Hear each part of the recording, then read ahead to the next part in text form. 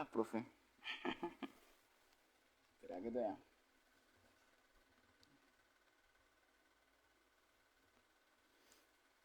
Bueno, hola gente, ¿cómo están? De a poquito se van a ir conectando. Vamos a esperar un ratito eso. Y después vamos haciendo.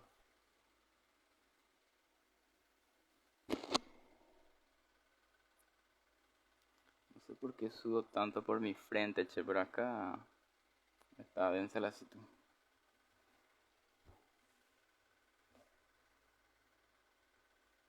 Bueno, no sé qué tal se me escucha Vero. ¿Qué tal se me escucha, profe? Bienvenido a Instagram Escuela y Conservatorio San Pío. Si me pueden avisar qué tal se escucha.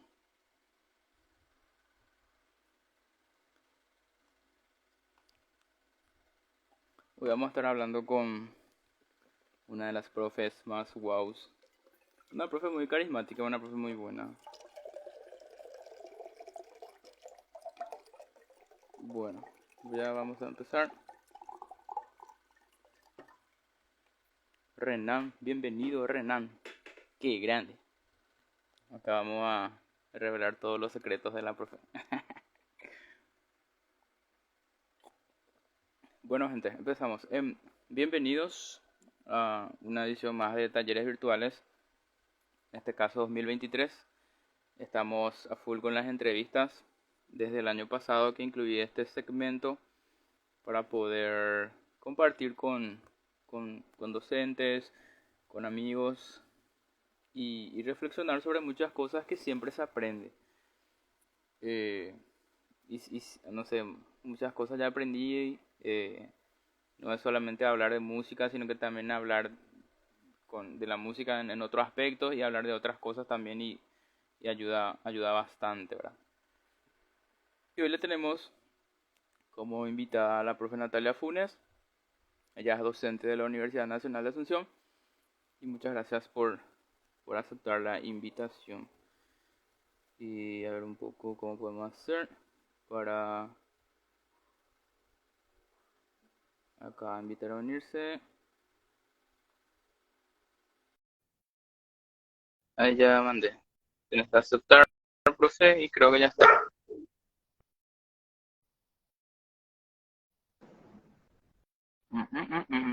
Ahí estamos. ¿Cómo estás, por querida? Aló, buenas noches. ¿Qué tal me escuchas? Bien, súper. ¿Y vos, a mí, qué tal? Ahora te escucho por el celular, no te escucho en los auriculares. Ah, mira, mira. ¿Qué ha pasado? Bueno, pero te ¿Y escucho ahí qué tal? bien, Ah, bueno, bueno. Qué súper bien. raro está eso. Avísame también si se escucha mi super ventilador pro aire acondicionado. Yo no escucho, ¿eh? Ah, bueno. Y vamos para pedir para que mi perro no ladre. Bueno, bienvenida, profe. Muchísimas gracias por aceptar la invitación. Para mí es un gustazo compartir contigo. Ya hemos compartido muchas conversaciones muy amenas sobre música y otras cosas. Y nada, eh, me siento muy complacido de tenerte acá y también por las cosas que compartimos. Ya de antemano, ojalá que podamos seguir compartiendo y nada, vamos que disfrutes hoy, ¿verdad? Que podamos hablar bastante, hasta la hora que nos dé y, y todo eso, ¿verdad? Bueno, voy a presentar un poquito Bueno, a la profe Natalia. Ella es máster en investigación musical por la Universidad Internacional de La Rioja, España. Es licenciada en música con énfasis en dirección coral y orquestal. Actualmente se desempeña como docente e investigadora de la Universidad Nacional de Asunción, Paraguay, donde también es tutora de trabajos finales de grado de la licenciatura en música. Colabora con proyectos sociales orientados a la acción social a través de la música. Entre sus áreas de interés se encuentran la educación musical y la relación entre música, cultura, desarrollo. Yo con ella estoy compartiendo un proyecto de extensión. Está a cargo de ella, de catalogación de archivos en el Ateneo Paraguayo. Después ella la profe de lenguaje de FA, no sé también qué otras cosas enseña. Es también consejera, no sé, mamá, así por ahí todo de los alumnos.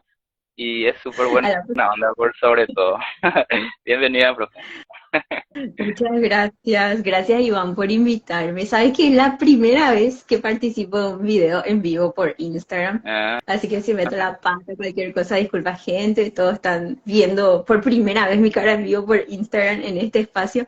Entonces, gracias Iván por propiciarlo, por insistir en que podemos compartir también lo que solemos hablar de manera particular o en la sala de clase en un espacio así mayor, donde podemos dejar fija la información y que la gente también pueda recibir esa interacción que compartimos tan lindamente siempre en los espacios donde estamos. Así que gracias en serio por la invitación.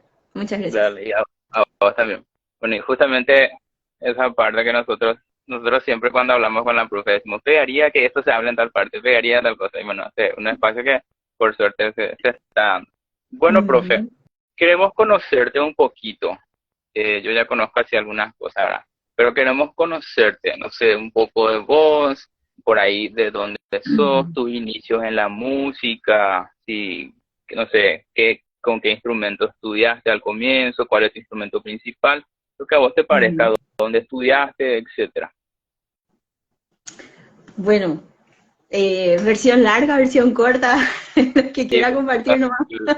lo que Le vos meto quieras. nomás, entonces. Mm, Bueno, a ver, empecé a tocar el piano, que es mi instrumento principal, oficialmente a los 12.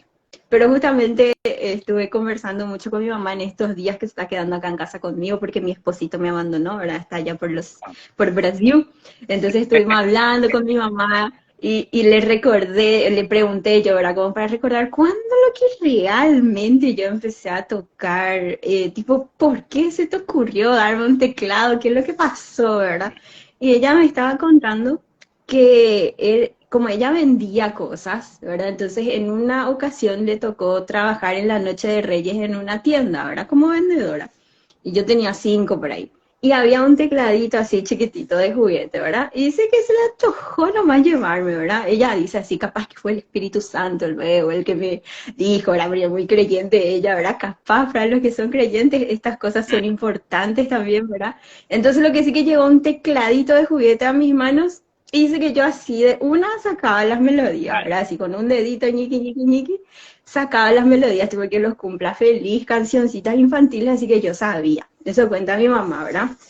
Lo que sí que yo empecé la escuela, ¿verdad? Siempre fui una niña como muy estudiosa, pero era así estudiosa en el sentido de que me gustaba demasiado luego los cuadernos, los lápices, los libros, ese tipo de criatura era yo, ¿verdad? mm, Entonces cuando empecé el preescolar, ¿verdad? La psicóloga decía que yo tenía como una facilidad para el lenguaje, ¿verdad? Entonces después en la escuela, me mudé de escuela para empezar la primaria y ahí coincidentemente habían clases de teclado en los fines de semana. Entonces mi mamá aprovechó y me metió a las clases de teclado, 7, 8 años te estoy hablando. mm, Entonces mm, empecé las clases de teclado y teclado era así, ¿verdad? Acordes y melodía. Teníamos los libritos con repertorio y ese era mi estudio, ¿verdad? Solo que yo era demasiado, demasiado tímida. Yo tocaba súper bien, pero no quería tocar para nadie. ah, Ese, ese era mi dilema de la niñez y adolescencia fue ese, de que realmente avanzaba muy rápido, tenía el repertorio y todo, pero yo no quería tocar para la gente. Y mis tíos eso me obligaban, vamos a ir a cumpleaños, algo. Y nada, si sacas tu teclado, vamos a tocar, ¿verdad? Siempre era yo, la única músico así de la familia, porque en mi familia nadie tocaba un instrumento. O sea, en la no, familia materna, yo crecí con mi familia materna. Más adelante yo me enteré que sí que en la familia de mi papá había músicos, gente que cantaba, que tocaba la guitarra a full, pero fue gente con la que yo no crecí. Así mm, que ahí hay historia, ¿verdad? No sabemos cómo llega así el interés, ¿verdad? Por qué medios estos intereses se desarrollan. Bueno, lo que sí que yo fui estudiando teclado siempre, nunca otro instrumento, nunca luego me llamó la atención otro instrumento, siempre fue el teclado. El piano no conocía porque era así, como muy en mi mundito nomás. Nadie me mostraba otras cosas, qué tipo de instrumentos más había. Entonces era como muy reducido el alcance de información que yo tenía en esa época. Después mi mamá estaba como empecinada en que yo aprenda a tocar música religiosa para cantar en la misa y eso. Entonces me sacó de la escuela y me llevó un año a estudiar en un lugar donde solamente se estudiaba repertorio para la iglesia. Y ese Ah, fue así, un año donde aprendí todas las alabanzas, las formas en las que se canta en la misa, los momentos. Entonces fue un año que me dediqué exclusivamente a eso. Estudié en un lugar que se llama la Renovación Carismática Católica. Tal vez algunos aquí conocen ese lugar.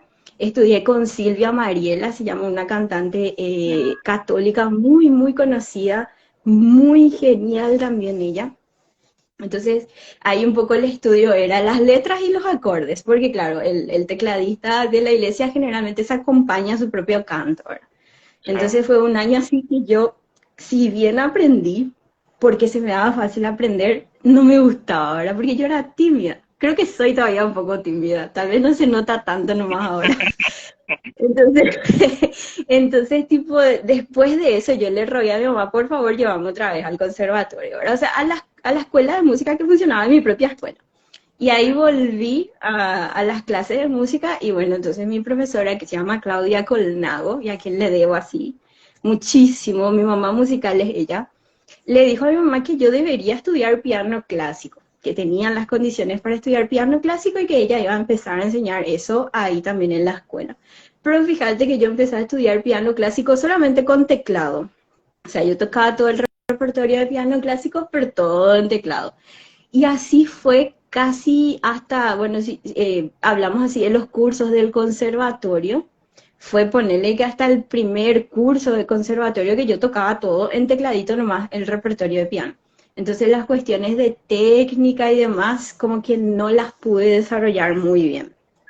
Y así, empecé el curso de piano, llegué al profesorado elemental cuando tenía 14, 15 por ahí, creo que fue por ahí que llegué al profesorado elemental y ya empecé a enseñar también para el... Hola Ara, mira, ahí está mi ex alumna.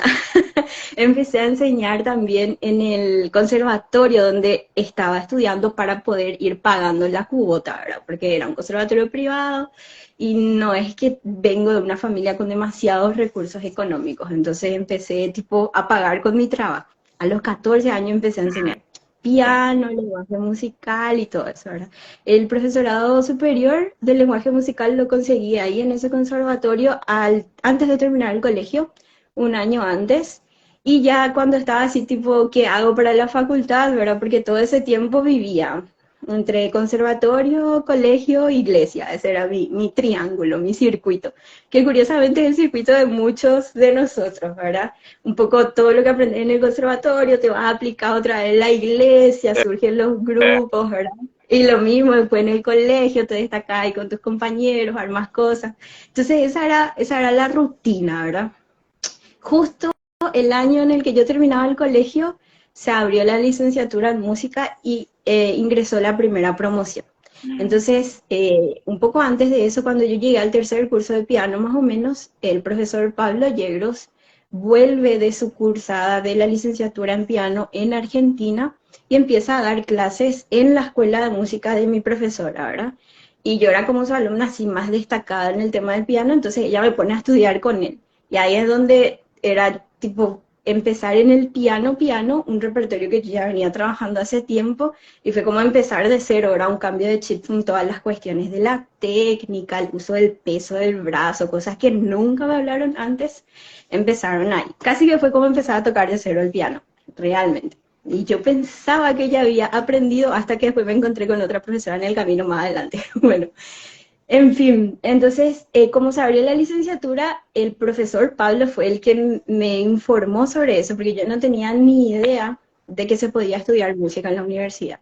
Es más, ya existía el CEMTA, que ya tenía hace bastantes años la carrera de música habilitada y era el único lugar en Asunción en el que podías estudiar, pero yo desconocía completamente todo lo que ocurría musicalmente y ya estaba terminando el colegio, ahora siempre fue como muy aislado eso. Ujú. El profe Pablo me presenta porque a él lo convocaron para enseñar piano y me dice, vos podés ingresar a la carrera. Yo, bueno, porque yo quería irme al lado de las ciencias, yo quería estudiar bioquímica, quería estar en Ah, laboratorio, esa era mi intención primera, ¿verdad? tipo la que se iba formando, pero siempre me fue muy fácil también el tema de química, física. Ahora si me preguntan ya no me acuerdo, Ah, pero en la época me iba muy bien en eso. ah, Entonces, esa era más o menos, esa era la carrera hacia la que me encaminaba, pero cuando surgió lo de la música dije, bueno, ya hice tanto de conservatorio, voy a probar, dije. mm, Y el profe Pablo creía muchísimo así en lo que yo podía hacer en el piano, ¿verdad? Tipo, él decía, me incentivaba bastante en que yo podía dar mucho desde el piano, porque faltaban pianistas, acompañantes para canto, para ballet, faltaban buenos profesores de piano que sepan de técnica, la que él me estaba enseñando, ¿verdad? Entonces era como un momento en el que yo le creí, ¿verdad? Le creí que yo podía hacer esas cosas y me postulé. Y fue simpático porque todavía no terminaba el colegio y yo ya empecé el cursillo, ¿verdad? Entonces al colegio me iba 2 veces a la semana y al cursillo me iba 3 veces a la semana. Desde septiembre ah, por ahí yo ya casi no me iba al colegio. Me iba al cursillo de música que era re difícil para mí. De hecho que piano era lo más fácil porque era mi mismo profe, el profe del cursillo, pero la parte del lenguaje musical, entrenamiento auditivo era difícil. En nuestra ah, época para mí era muy difícil. Entonces, bueno, lo que sí que ingresé, porque los exámenes de ingreso antes había, en cada semestre había examen de ingreso, no es como mm, ahora. Entonces ingresé y todavía no se había terminado el colegio, o sea, yo todavía no tenía los papeles. Entonces fue todo un tema ahí que tuvimos que hacer debajo de la mesa para que antes de la graduación, de la entrega oficial de los papeles, yo ya tuviera todo para poder iniciar la carrera. Bueno, y después ya fue la licenciatura en música, y ahí en la licenciatura en música, qué fucha. Tuve el privilegio de estudiar con muy buenos profesores en todas las áreas, en el área teórica, en el área histórica, por supuesto en el instrumento también. Y lo otro que nos abrió así también las puertas a poder ir a estudiar afuera a través de la movilidad estudiantil. Por ejemplo, fui a Brasil, y ahí donde me encontré con mi otra profe que se llama Silvia Hasselar. Es una doctora en piano, también estudió en Estados Unidos y venía trabajando más o menos la misma línea que mi profesor Pablo empezó a trabajar conmigo. Solo que ella como que lo tenía muy incorporado y muy desarrollado. Y recuerdo que cuando llegué a Brasil, estudié allá por un semestre, tipo la profe me hizo volver a tocar repertorio así básico, pero así como tocar estrellita por ahí para un mm, pianista, ¿verdad? Todo para que yo pueda volver a incorporar o mejor desarrollar nociones técnicas que yo las entendía, pero no las tenía muy incorporadas. Entonces, recuerdo que la primera mitad del semestre fue así, repertorio súper básico para los pianistas que están acá, por ejemplo, eran los Cerny, del Opus 100, ese número bajito que se toca en principiante y eso, o eran las canciones de Schumann para el álbum de la juventud, ¿verdad? Que son canciones súper fáciles para el piano, y eso yo estudiaba en la carrera ya de música allá en Brasil. Pero fue así, esa primera mitad de semestre ella le metió a full con repertorio sencillo para que yo pueda incorporar y mejorar la técnica y después en la segunda mitad del semestre sí volvimos a las sonatas de Mozart, obras de compositores brasileños para piano que son súper difíciles también. Toqué Villalobos, toqué Héctor Fernández, toqué varias cositas por allá. Y que tipo al estudiar así un repertorio sencillo, llevar esas nociones aprendidas al repertorio más complicado fue así como mucho más fácil, ¿verdad? Tipo, ella se tomó el tiempo, a pesar de que cuando uno hace un intercambio, ¿verdad? Hay ciertos requisitos que tiene que cumplir en cuanto a créditos, dificultad y toda esta historia del contenido, ¿verdad? Ella se tomó el tiempo de que yo pueda mejorar mi técnica y después empezar el repertorio así más complicado, ¿verdad? Bueno, y ahí fui desarrollando mi historia con el piano, pero como en la carrera en algún momento hay que hacer la división de énfasis, yo me decidí por dirección. Pero me decidí por dirección más que nada porque las materias que proponía la malla de dirección me eran muy interesantes y yo sentía como falta de conocimiento en esas áreas. Básicamente para mí la licenciatura fue la que me abrió así el panorama de todo lo que se puede hacer en música. Entonces empecé dirección, éramos 3 chicas nomás en esa segunda promoción de dirección, la profe Yani, la profe Rosana y yo. Y bueno, ahí empezó a abrirse otro camino, ¿verdad? Después del intercambio pude trabajar en la dirección artística, tanto en la programación como también en la dirección de la orquesta de Don Bosco Roa, por ejemplo. Eh, Gracias a esa experiencia también pude después trabajar en la OSN, en la coordinación operativa, en la Sinfónica Nacional, y fueron así trabajos sumamente enriquecedores para mí desde la experiencia que pude absorber de esos espacios. Primero desde tener que dirigir una orquesta de niños que empezaron a tocar de cero y fueron creciendo juntos. Algunos tal vez están por acá, entonces les mando un súper abrazo y gracias a ustedes que empezaron a estudiar. Empezamos todos juntos a crecer ahí en este espacio muy lindo que es Don Bosco Roa. Y bueno, después la OSN fue así como un cambio así enorme de chip porque ya era el ambiente profesional, el verle a tus compañeros más top, con lo que alguna vez quisiste tocar en la carrera y no se te dio, ¿verdad? Estaban todos ahí trabajando contigo. Entonces fue así muy enriquecedor conocer toda la gente y toda la dinámica de una orquesta profesional, todas las dificultades también que se pasan adentro en la gestión de ese trabajo. Y así, decidí salir de la OSN porque necesitaba terminar la licenciatura también. Fueron casi 2 años ahí en la orquesta que fueron fantásticos, pero tenía pendiente terminar en la licenciatura en música. Yo no conseguía compaginar las dos cosas. Entonces, al salir de la OSN me tomé así como medio año para terminar la carrera y en el 2018 por fin terminé la licenciatura en música que tenía que haber terminado ya en el 2000, cuando empecé en el 2009, 2015 tenía que haber terminado, en el 2018 terminé, así que vean gente, se puede, a veces demora, pero se llega. Entonces ahí justamente ese final de la carrera fue como que se me empezó a abrir así otra puerta, el tema de la investigación, de todo lo que se puede aportar desde un pequeño trabajo final de grado por un lado, y después todo ese proceso de investigar y cómo nos cuesta y cómo es enriquecedor también, ¿verdad? Entonces, bueno, terminé en el 2018 la licenciatura por fin y en el 2019 empecé a trabajar ad honorem en la cátedra de TFG. Ahí empecé a ayudarle a la profe de TFG porque faltaba como esa conexión entre música y metodología de la investigación en esa instancia de TFG, que después podemos hablar más adelante de eso, pero empecé a trabajar así ad honorem hasta que después me contrataron. Y ahí le empecé a cubrir a otros profes y bueno, pues abrió concurso, concursé y ahora estoy por ahí. Por ahí va mi trayectoria.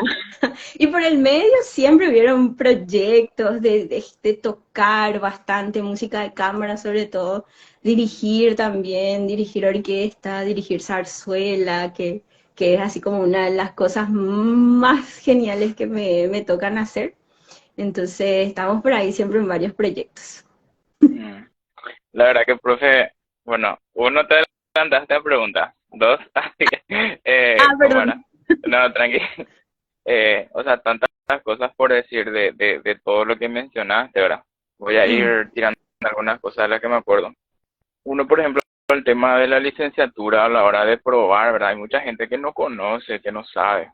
Y por sí. suerte, ¿verdad? Por avance, nosotros tenemos la oportunidad. Yo me acuerdo, mis profes de lenguaje, por ejemplo, nos decían, usted tiene la suerte de que ya hay, ¿verdad? Y ellos no tenían, pero también hoy yo les veo a ellos capacitándose también, siguiendo la carrera y hasta con algunos que ellos eran mis profes, hoy están siendo compañeros, ¿verdad?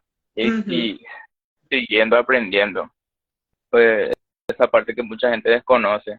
Después, no sé, dijiste muchas cosas. El tema de la zarzuela, eso también te iba a tocar, ¿verdad? O sea, bueno, voy a tirar hacia algo mío. Yo creo que seguramente, yo me acuerdo, yo tuve la oportunidad de estar en tesinas de danza en tesis, y seguramente te ha de llamar mucho la atención el tema de la zarzuela, la combinación de todas las artes por ahí que tiene. No sé, te pregunto, ¿qué es lo Ujú. que te llama la atención de esa parte? Porque creo que hiciste también sobre la zarzuela y el tema de tu tesis para tu masterado. Ujú. Eh, bueno, no sé si quieres compartir un poquito esa parte que te llamó la atención, sobre qué hiciste tu trabajo. Dale. Te cuento ahí mi historia zarzuelística porque tiene su historia también, ¿verdad? El Mm, culpable es un señor que se llama José Mazó, que fue mm. quien me arrastró a este mundo de las zarzuelas, literalmente me arrastró.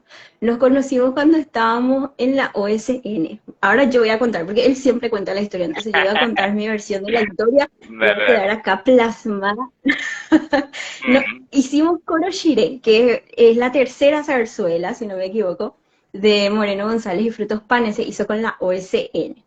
Y siempre cuando se trabaja con un género así tan completo, complejo, ¿verdad? Porque tenés cantantes, tenés actores, tenés la orquesta, tenés bailarines y toda la gente que trabaja en la producción escénica, de vestuario, o sea, son muchas cosas las que tienen que trabajar sinérgicamente para que se llegue a buen puerto. Y muchas veces los egos, las expectativas que a veces no se alcanzan y demás juegan en contra, ¿verdad? Es súper difícil de administrar. José ahora lo hace genial, ¿verdad? Yo no sé ni cómo lo hace. Pero en aquella época, cuando trabajamos en la OSN, hubieron ahí algunos problemillas, ¿verdad? Que no voy a contar los problemas. Pero lo que sí que una tarde estábamos José y yo solamente en la oficina, en la orquesta, y él me empieza a reclamar así ciertas cosas, ¿verdad? Y yo le empiezo a tratar a él de pretencioso, ¿verdad? Mira todo lo que se está dando para vos y te quejas todavía de todo lo que se te está. Bueno, lo mm. que sí que empezamos medio discutiendo eso. Ese fue nuestro primer encuentro trabajando.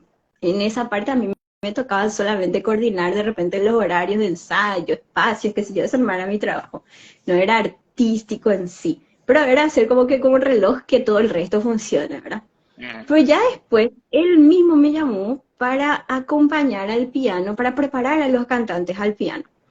Y después, ¿sabes? Bueno, esa primera mala experiencia con la que nos conocimos, si bien fue así como un poco dura, también nos sirvió para conocernos en qué es lo que el otro realmente espera del arte, qué es lo que yo espero del arte y cómo podemos llegar juntos a eso. Básicamente por ahí, eso yo saco así de ese primer encontronazo que tuvimos. Y después de eso ya no paramos de trabajar juntos. Hicimos María Pacurí, hicimos Paloma Pará, hicimos Las Alegres que hubo a Verá el año pasado. Entonces, llegamos a conformar un equipo de trabajo que se compromete dentro de las dificultades que tenemos en Paraguay para llevar adelante proyectos de ese tamaño, ¿eh? Porque es muy difícil en el sentido económico, sobre todo, el poder pagar dignamente a todos los artistas, el poder sortear todos los costos de una producción de ese tamaño, el poder trabajar con los egos, con lo que cada artista te ofrece, con sus propias expectativas, con la obra, lo que la obra te propone, dónde te sitúa. Entonces, un género, todo género dramático, sea zarzuela, ópera, tiene esa cantidad de detalles que es lo que a mí un poco me apasiona. Y por ahí también lo tomé como objeto de estudio dentro de la maestría, como para analizar cuáles son esos aspectos de identidad que abordan las zarzuelas paraguayas. ¿Qué es lo que le hace a la zarzuela ser paraguaya? Por ahí fue un poco el tema de investigación que hice. Estoy preparando un artículo, espero que este año salga. Entonces, la reflexión va por ahí, porque hubo zarzuela en Cuba, hubo zarzuela, por supuesto, en España, de donde nace, ¿verdad? Hubo zarzuela en Perú también. Entonces, la zarzuela paraguaya, ¿por qué es paraguaya? Solamente porque se tocan polcas y guaranías, ¿verdad?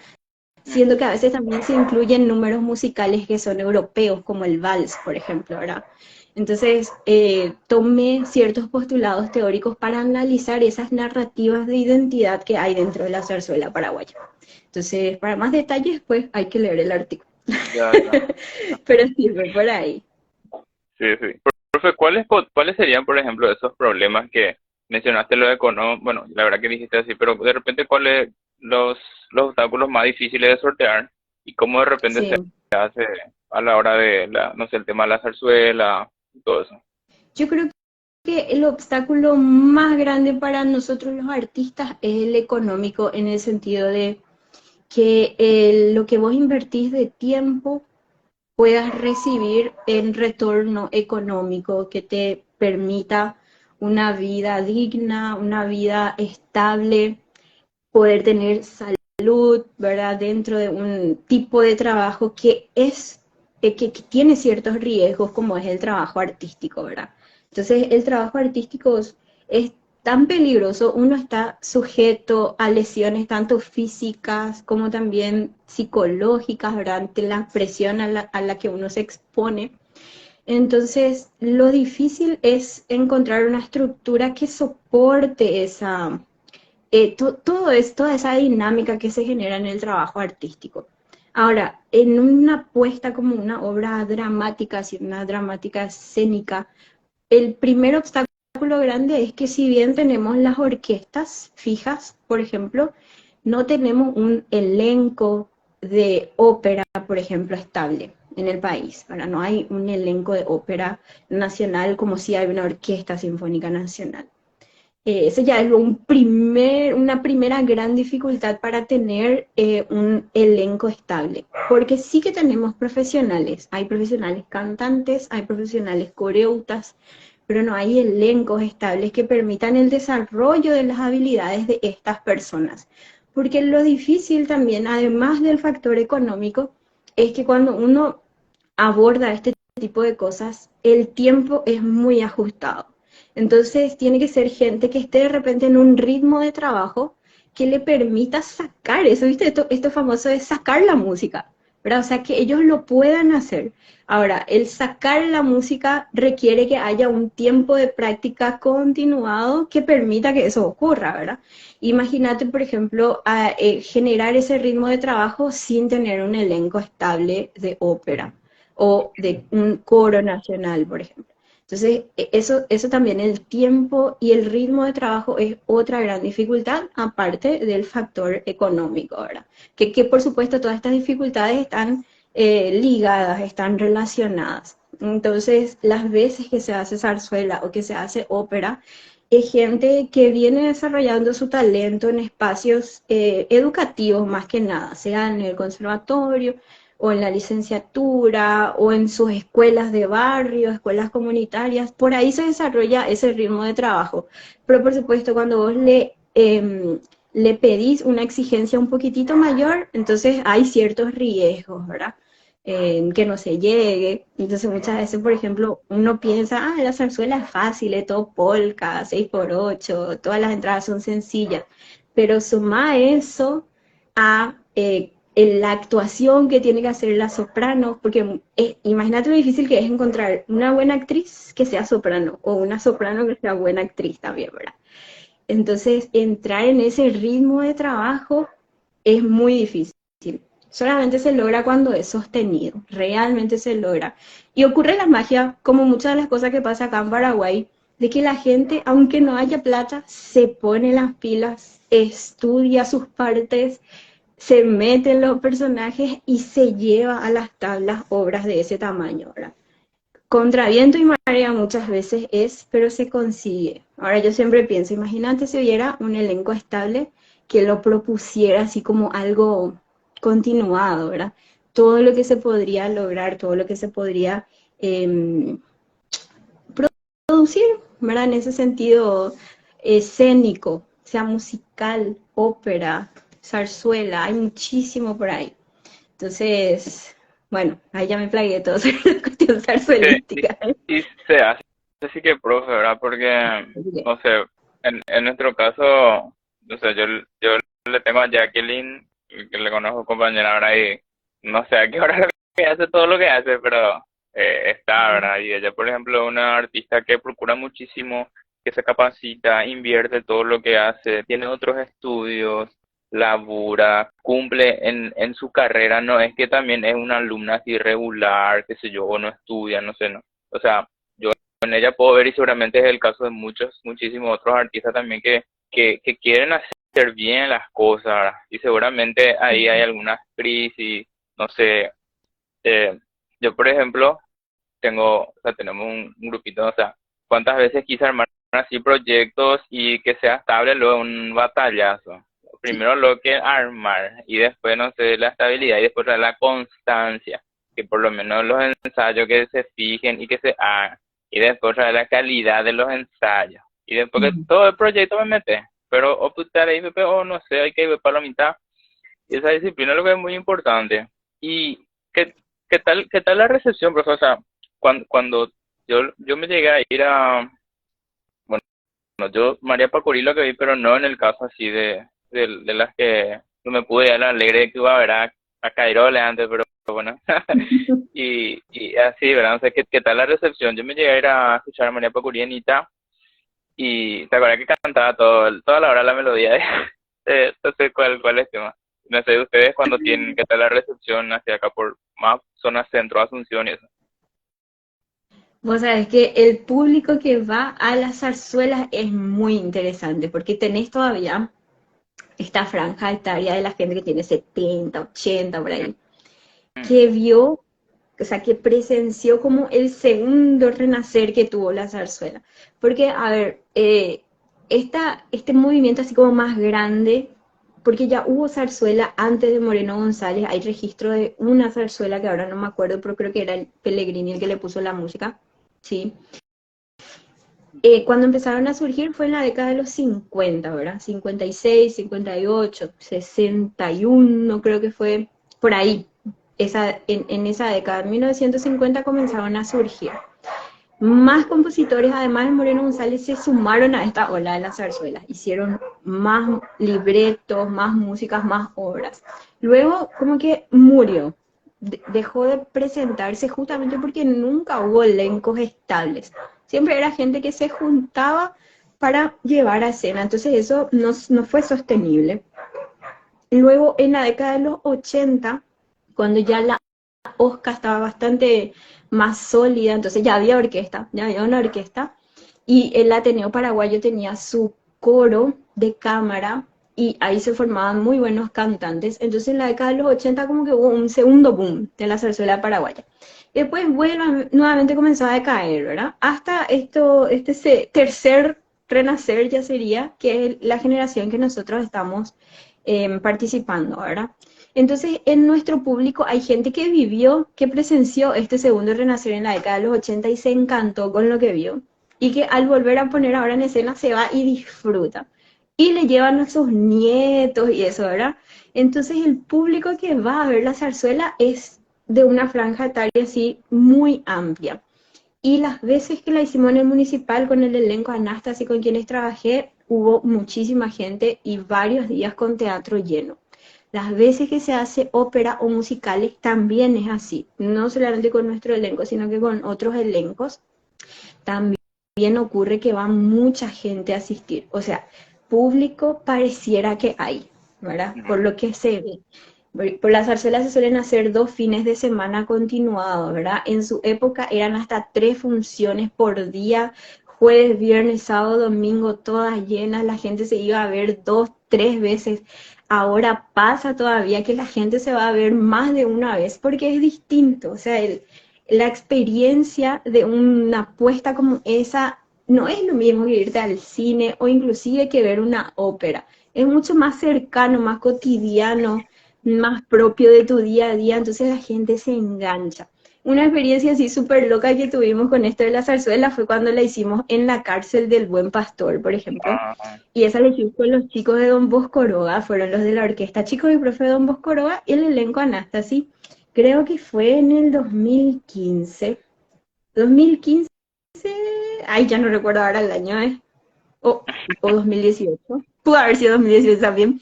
Bueno, lo que sí que llevamos María Pacurí a la cárcel y era muy loco porque, claro, para entrar toda la seguridad ahí, pero una vez en el patio, tipo, las reclusas estaban ahí en el patio con nosotros, ¿verdad? Acá al lado tuyo, vos que estabas tocando, mm, ¿verdad?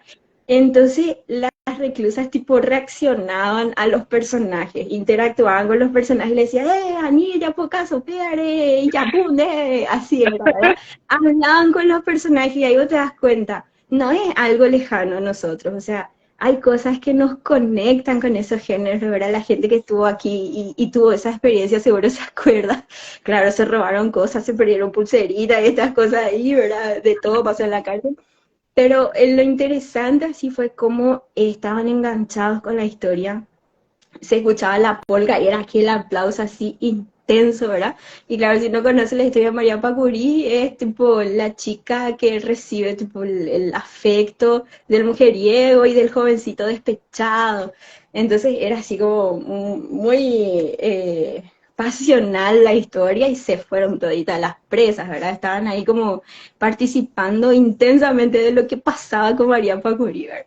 Y es muy lindo eso, es muy lindo llevar así donde quizás nunca fueron a un teatro municipal, pero sí lo pudieron ver ahí, ¿verdad?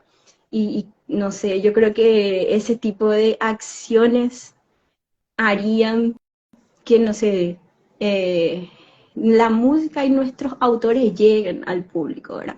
Porque muchas veces pasa esto, ¿verdad? Que hay muchas composiciones, hay mucha creación súper interesante, pero que se quedan ahí en una burbuja de los académicos y finalmente no llega al público, que es para quien generalmente es pensado, ¿verdad? El arte o la manifestación musical, ¿verdad? Entonces, bueno, ojalá. Ese, esa parte es todo un tema, el tema es llegar al público, que tu arte llegue, no sé, algunas cosas tal vez por la zarzuela y por otras cosas se dicen que son cosas viejas, pero no sé, yo siempre me voy a acordar de ese por qué lo que las mujeres somos tan sonsas, o sea, pequeñas frases así, no sé, que llegan tanto, o no sé, Sí. ¿verdad? La historia de María Pacuri, eh, todo eso. Te iba a preguntar, profe, y no sé, las últimas zarzuelas que se escribieron, hay gente que escribe hoy, que se anima, no se anima, es complicado, o sea, vos qué vos decís, estaría bueno que por lo menos uno se saque, no sé. Es, El tema de la Casa de la Rosa Plateada, ese creo que fue una ujú. adaptación, ¿verdad? Pero el elenco Anastasi tipo adaptó a eso, ¿verdad? A Sí, una- La Casa de la Rosa Plateada, en la música ahí trabajó Diego Carmona, ¿verdad? Y había como un componente, pero que no estaba explícito que tenía que ser musical, por lo que sé, porque yo no estuve muy de cerca en ese proyecto justamente, pero sí sé que todo lo que compuso Diego fue original, por ejemplo. Entonces, Diego, desde todo lo que él conoce y lo que él es como compositor, tomó la esencia, así un poco de la historia que venía, esto de la cuestión afro, de los rituales o la religiosidad afroamericana, ¿verdad? Y introdujo eso perfectamente en una banda sonora que quedó espectacular. Le dio como una voz cantada también a la protagonista. Entonces, ese tipo de cosas son las que conectan directamente con el público, ¿verdad? Uno puede pensar sobre los géneros dramáticos, ¿por qué directamente no es teatro nomás, todo hablado, ¿verdad? ¿Por qué tiene que haber música? O sea, ¿cuál es el valor que la música le aporta a eso que ya en gran parte se manifiesta como palabra hablada? Entonces, justamente para mí particularmente, la música es ese momento en el que el espectador tipo se queda sin barreras, ¿sí? Y la emoción le llega directamente, tipo le traspasa la emoción. Uno cuando escucha la música en el género dramático no puede estar, digo yo, ¿verdad? Capaz hay algún loco que dice yo no siento nada, Ujú. pero yo creo que uno no puede asegurar la emoción, ¿entendés? Te llega directamente, te traspasa. Entonces para eso es la música, es como para conectar las emociones que van tejiendo la trama, es para caracterizar personajes, para darle voz, ¿entendés? ¿Por qué decir algo cantado a través de una canción y no solamente con el gesto y la palabra? Es para justamente derribar esa barrera en el espectador. Para mí por lo menos es eso ahora. Entonces, sí, yo respondiendo a tu pregunta de si hay gente que está escribiendo, después de las alegres que habrá, mucha gente me chismoseó que está con interés de escribir, ¿verdad? Tanto el libreto, dramaturgos también sé que estaban ahí pensando en historias y músicos también, que sería bueno justamente renovar el repertorio. Y esa cuestión de la renovación del repertorio es algo de manera genérica luego que nos falta, ¿verdad? Después hace poco leí un artículo sobre el Festival del Chamamé, que bueno, que todo bien con cantar siempre las mismas zambas, las mismas músicas, ¿verdad? Del cancionero tradicional, pero ¿por qué no hay canciones nuevas que conecten con la gente de este tiempo, ¿verdad?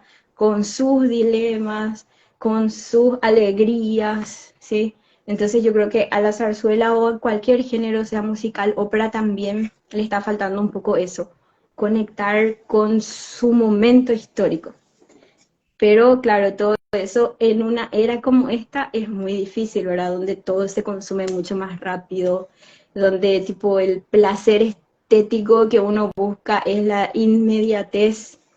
Entonces ahí como que no dan los tiempos ni los presupuestos, ¿viste? Siempre es una cuestión de tiempo y presupuesto en la historia, ¿verdad? Tiempo para que se genere un producto artístico, ni siquiera van esas palabras en la misma frase, pero ponerle así como una obra artística y al mismo tiempo que el espectador tenga el tiempo y la paciencia necesaria para apreciarla, los conocimientos necesarios para apreciarla. Entonces, todo eso como que juega en contra. Y la industria musical otra vez siempre metiendo ahí eh, estableciendo una dinámica de consumo, ¿verdad? Que es muy difícil de sobrellevar para los artistas. Algunos entran en la marea, van entrando, saliendo, y es difícil mantenerse auténtico, dando algo propio en todo este medio, ¿eh?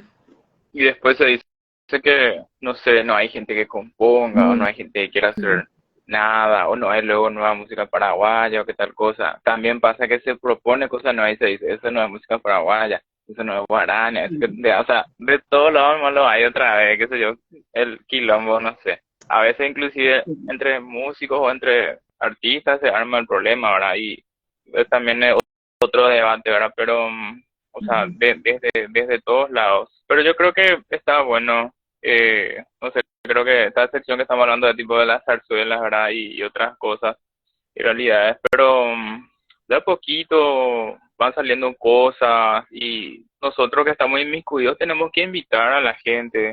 Sí, Hay gente que dice, no sé, no, una vez, por ejemplo, con un amigo empezamos a hablar y él, por ejemplo, decía que cuando no me acuerdo que le dijo algo así, pero ¿cuánto vos pagas por un teatro? Y 50.000 y yo me voy a ver zarzuela, le dije, o sea, a mí me gusta, hey. Ay, joder, qué caro, qué tal cosa, y él paga, no sé, qué 150.000 por un partido de fútbol y a veces se va y su equipo pierde otra vez, viene Pudaro y todo eso, ¿no?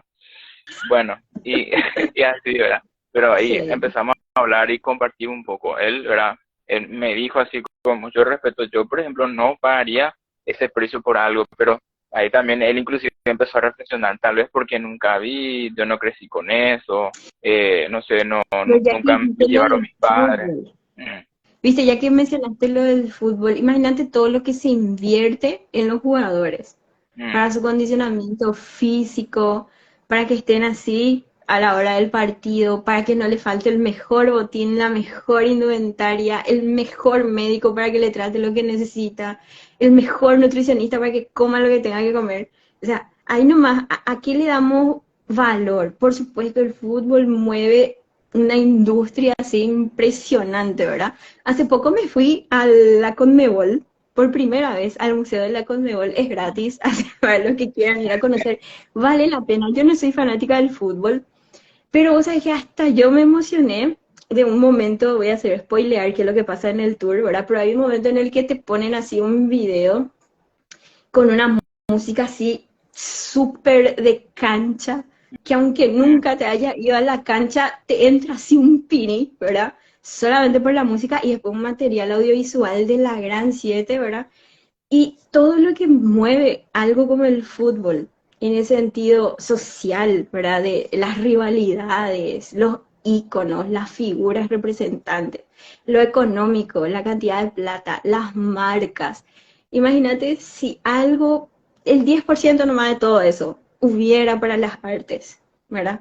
Pero es justamente aquí nosotros le damos valor y qué es lo que qué es lo que consumimos, ¿verdad? Como seres humanos. Yo no tengo nada en contra del fútbol. Valoro muchísimo todo lo que se prepara un profesional del fútbol. Pero justamente no se trata de alguien solo, se trata de un soporte gigantesco que por supuesto es también económico, es también de tiempo, que les preparan desde mi país Sí, para esos sí. momentos, ¿sí? Y bueno, y el artista es un atleta de élite también, ¿sí? Solo que llega eso a pulmón, casi desahuciado llega a tener éxito o a ser siquiera reconocido, ¿verdad? Entonces son estas cuestiones de cómo el tiempo de consumo de los productos también influyen en toda esta dinámica de lo que como sociedad consumimos, ¿verdad?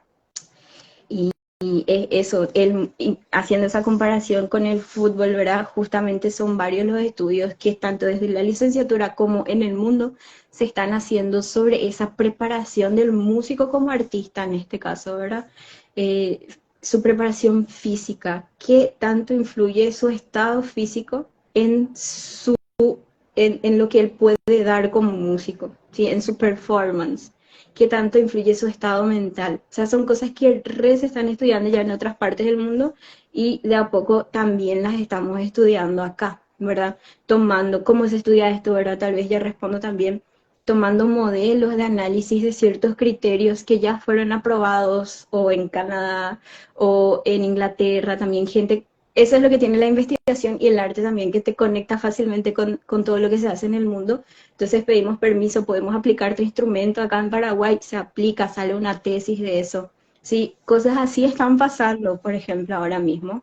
Y claro, no siempre sabemos porque justamente es como difícil hacer todo. Hacer la investigación, luego comunicar lo que ocurre, lo mismo en los productos artísticos, ¿verdad? Componer, luego producir, luego comunicar toda esa producción. Sí, son como varias etapas que con un equipo grande de gente se puede, ¿verdad? Y de hecho que solo también se puede, pero demora más tiempo y tal vez tiene Ya. menos alcance. Entonces, todo eso es algo que influye muchísimo en la dinámica de lo que ocurre en nuestro medio artístico. Me fui todito.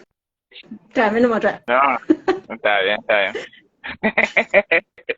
Te iba a No suele preguntar, no pasar sé, en acá, clase también, ¿eh? Para los que ¿cómo? nunca estuvieron en mi clase, para los que nunca estuvieron en mi clase, eso suele pasar en clase Ah, también. sí. Bueno, acá tengo unas cuantas preguntas, pero no sé cuál hacerte ahora porque, a ver, un poco, bueno, no sé. Quiero preguntarte sobre la docencia, un poquito, y no sé cómo vos sentís que le encarás, no sé qué perspectiva tenés, qué hay por hacer, eh, no sé, a vos, profe, la verdad, o sea, sabes, te dijeron los alumnos, yo te lo dije, te lo vuelvo a decir, que no era como una profesora, una docente, una profesora, así dije, muy fresca, muy contemporánea, da gusto escucharte, no sé, yo ya tengo también, o sea, soy docente, tengo mi edad y también ya, como que cuando me fui a la facultad ya me fui directamente para buscar algo concreto, no estoy para perder mi tiempo haciendo otras cosas. Y voy encontrando y una de las profes con las que, o sea, particularmente yo con todos los profes de FADA encontré, pero en tu caso, por ejemplo, se destaca tu carisma, ¿verdad? Y otras cosas, ¿verdad?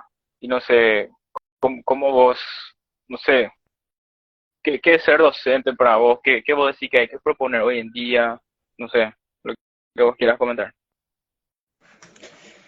Bueno, eso es algo que yo me pregunto todo el tiempo.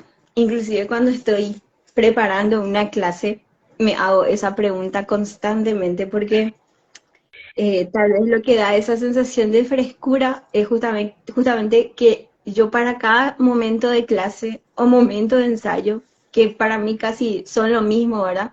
Para mí una clase es también, por ejemplo, un acto performativo. Yo también estoy dando arte cuando estoy dando clase.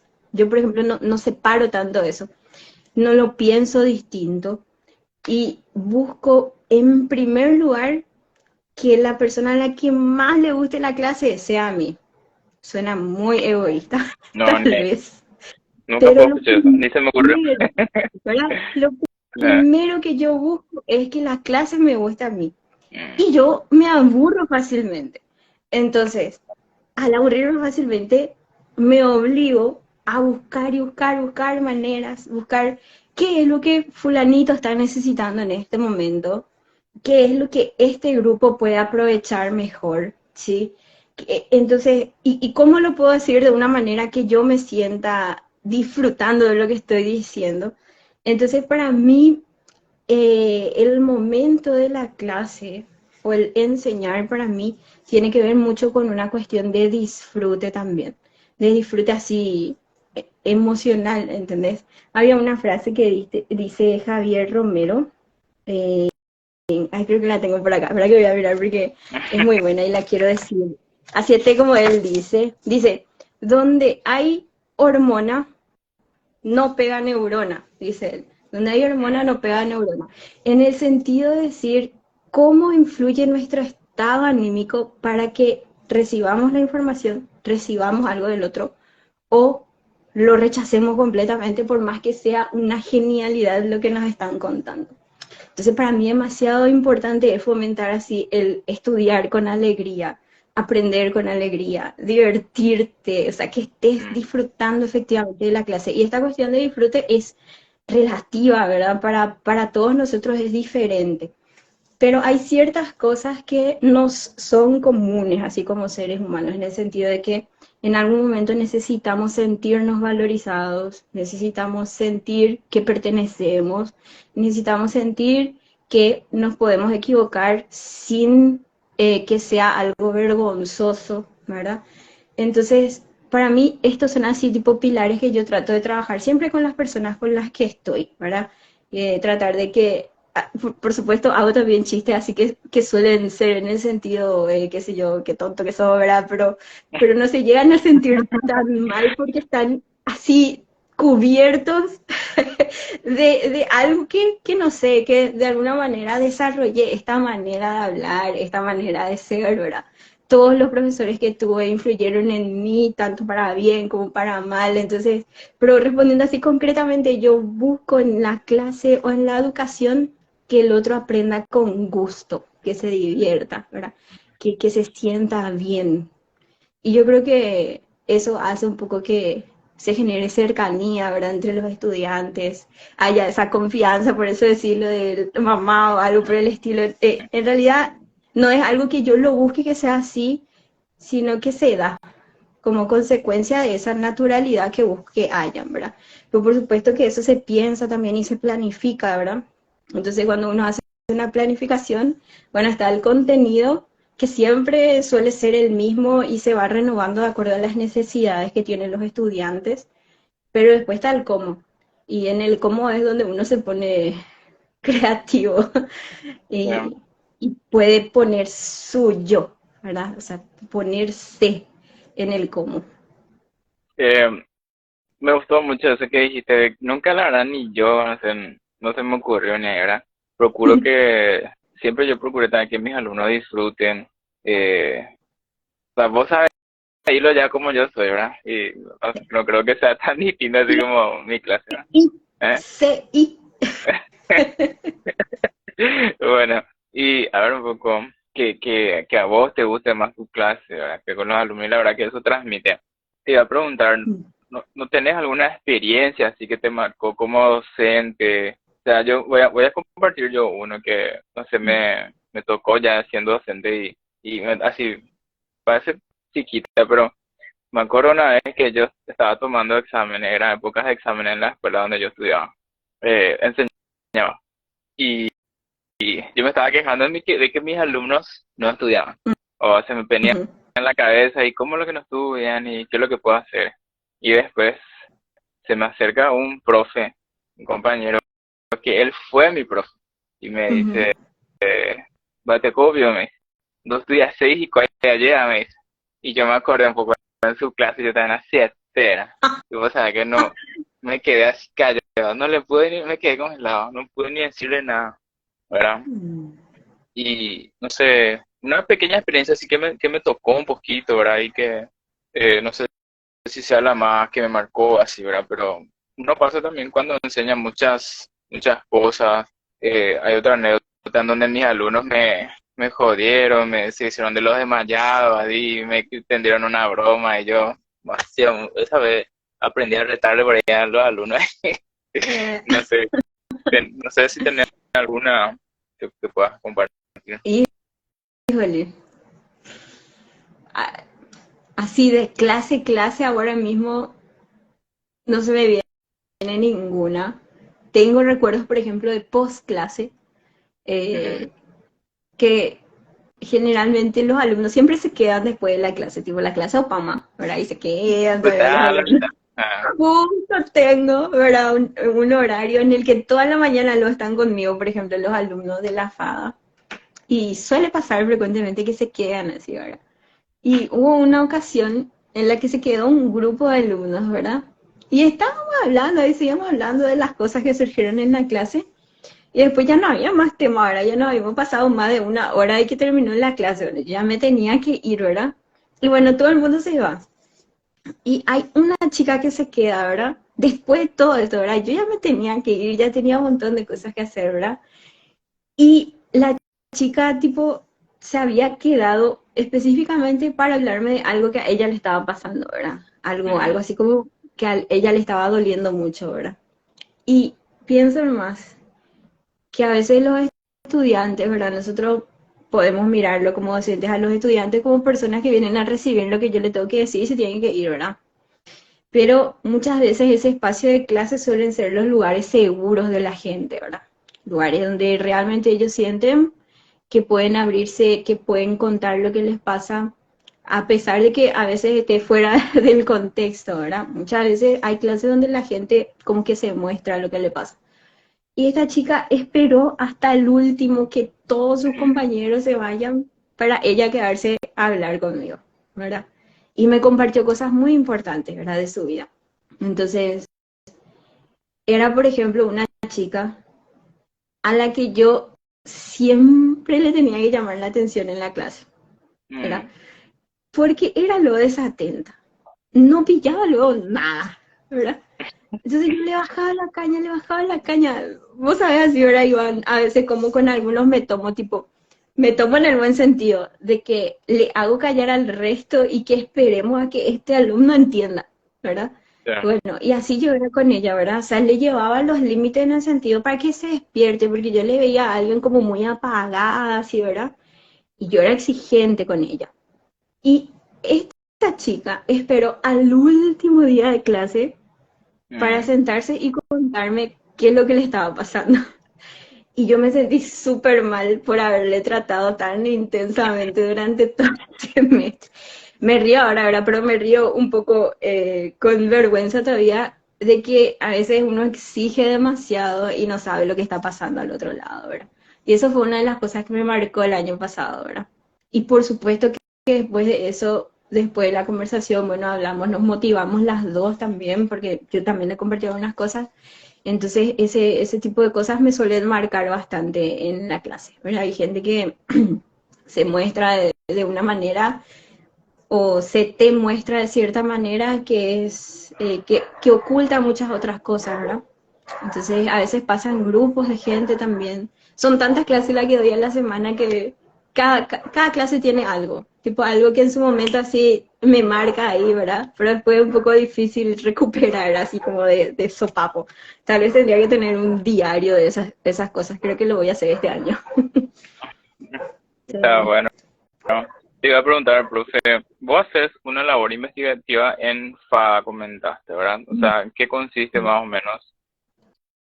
Bueno, en la FADA, como parte de una de las misiones que tiene la universidad, como que tiene tres misiones importantes que son la educación, la extensión y la investigación. Entonces, la parte de investigación es algo que se vino fortaleciendo en los últimos años en nuestra carrera, en la licenciatura en música especialmente, porque en las otras carreras ya se desarrollaba de una manera más intensa, sobre todo en arquitectura y diseño, ¿verdad? Bueno, y desde música, entonces, antes de eso, para que pueda fortalecerse la investigación, generalmente se elaboran líneas de investigación que están alineadas a ciertos intereses de conocimiento, intereses de saber que se tiene que generar, que proponen, por ejemplo, el CONACYT, eh, la propia universidad, la facultad. Entonces hay una serie de documentos que están alineados, por ejemplo, a los Objetivos de Desarrollo Sostenible, a varios programas, ¿verdad?, que se preocupan por el desarrollo de la sociedad.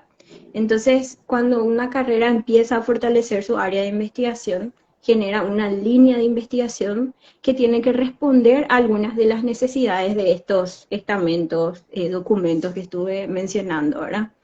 Entonces, en música se aprobó la primera línea de investigación, que es sobre la educación musical en el Paraguay y el desarrollo de tecnologías, o sea, de TICs para la educación musical.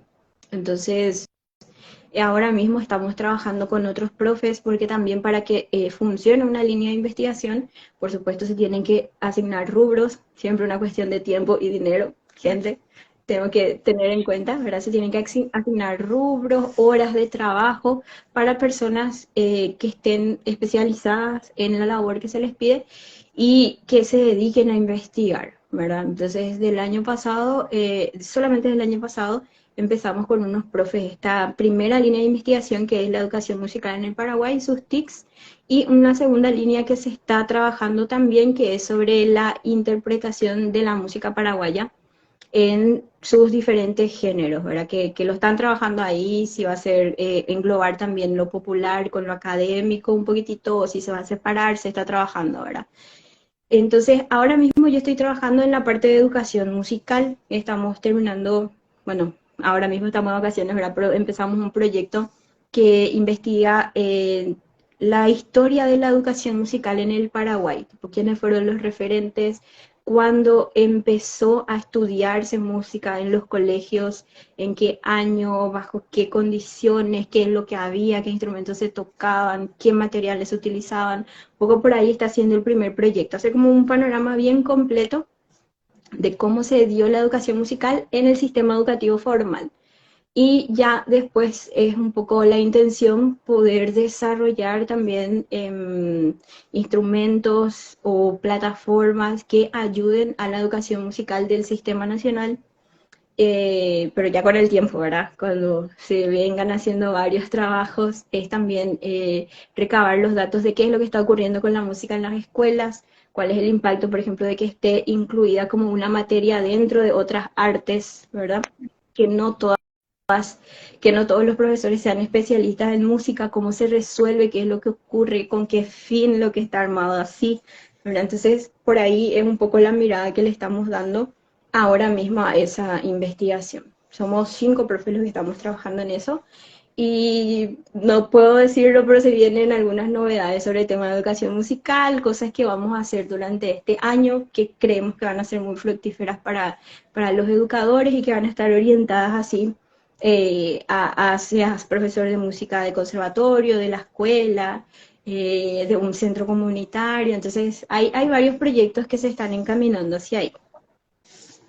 Y entonces son tipo dos líneas las que están encaminadas ahí en Fabra, la parte de educación que dijiste y la parte de interpretación. A ver, un Exactamente. poco, Ahora, hay una cosa sobre eso, por ejemplo, de que idealmente recomiendan los investigadores que las líneas de investigación se desarrollen a partir de los intereses que van surgiendo en la carrera, en los trabajos finales de grado, porque ahí como que se va recolectando los intereses de los estudiantes y egresados de la carrera. Entonces, a veces ocurre que una carrera, no solamente pasa con música, pasa en cualquier facultad, que una carrera alinea completamente su línea a lo que dicen los documentos, pero estos documentos no están tan en línea con los intereses de sus estudiantes y egresados, ¿verdad? Puede ocurrir esto. En nuestro caso hay ahí como un término medio, porque sí que tenemos varios egresados de educación musical y gente que se preocupa mucho por cómo se enseña música y qué es lo que está pasando en las escuelas y en los conservatorios. Tenemos varias tesis sobre eso. Entonces la idea es poder conectar, ¿verdad? Lo que piden los requisitos para armar una línea de investigación con los intereses de estudiantes y egresados. Entonces se está encaminando bien, tipo, está llegando la conexión, pero hay maneras distintas, ¿verdad?, de establecer las líneas de investigación. La recomendación es que surja del interés de egresados y estudiantes, pero también hay unos documentos a los cuales tiene que estar alineada la línea.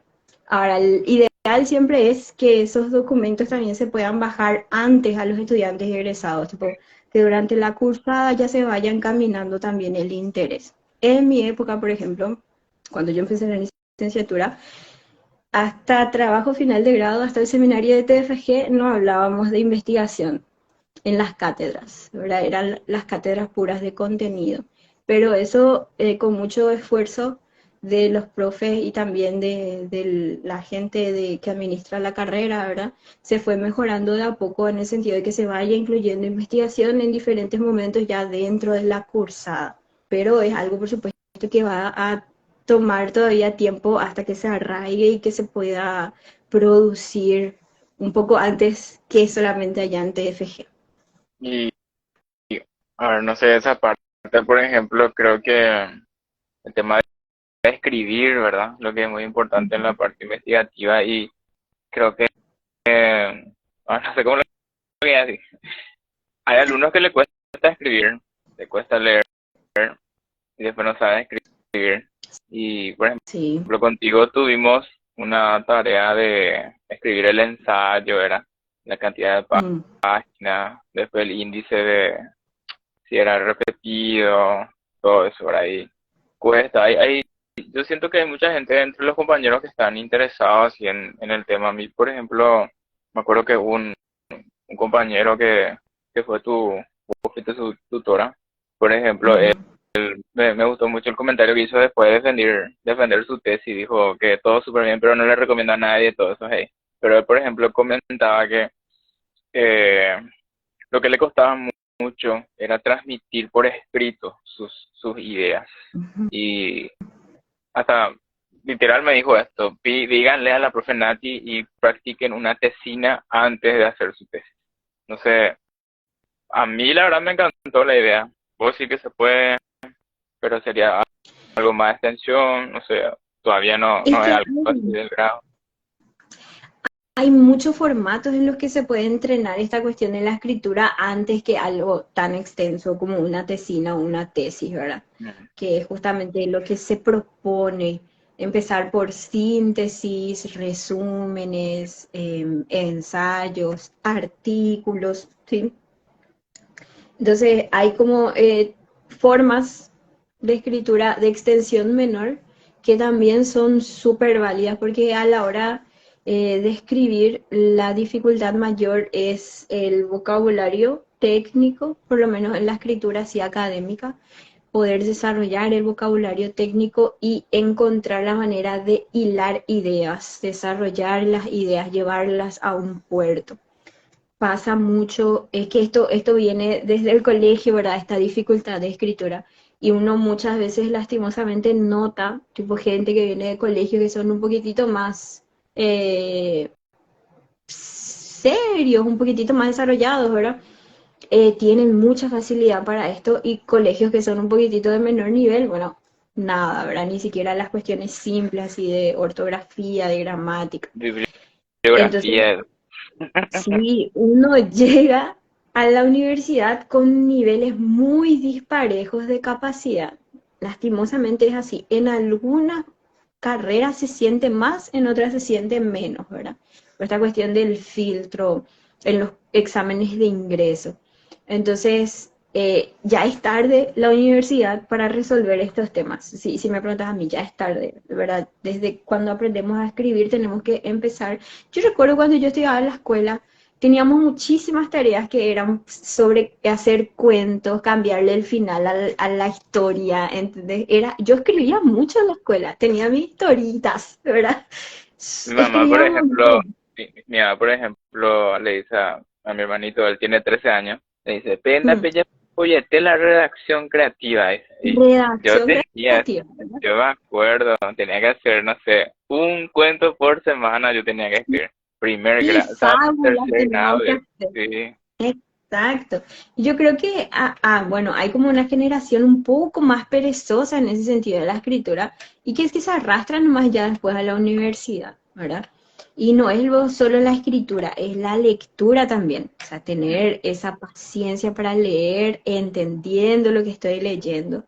¿Verdad? Yo, por ejemplo, estoy leyendo ahora un libro que me está haciendo súper difícil. Justo lo tengo por acá, se llama Adivina o te devoro, se llama el libro. Es Mm. sobre los símbolos. Y cada página que leo tiene una palabra, al menos una palabra que no sé qué significa. Entonces, suele pasar mucho que los estudiantes que vos les pasás así páginas de libros para que lean y leen nomás, pero hay un montón de cosas que ellos no saben qué es lo que significa, pero pasa nomás, ¿verdad? Entonces, ¿cómo vas a enriquecer tu vocabulario? O sea, ¿cómo vas a comprender realmente el contenido que se te está dando?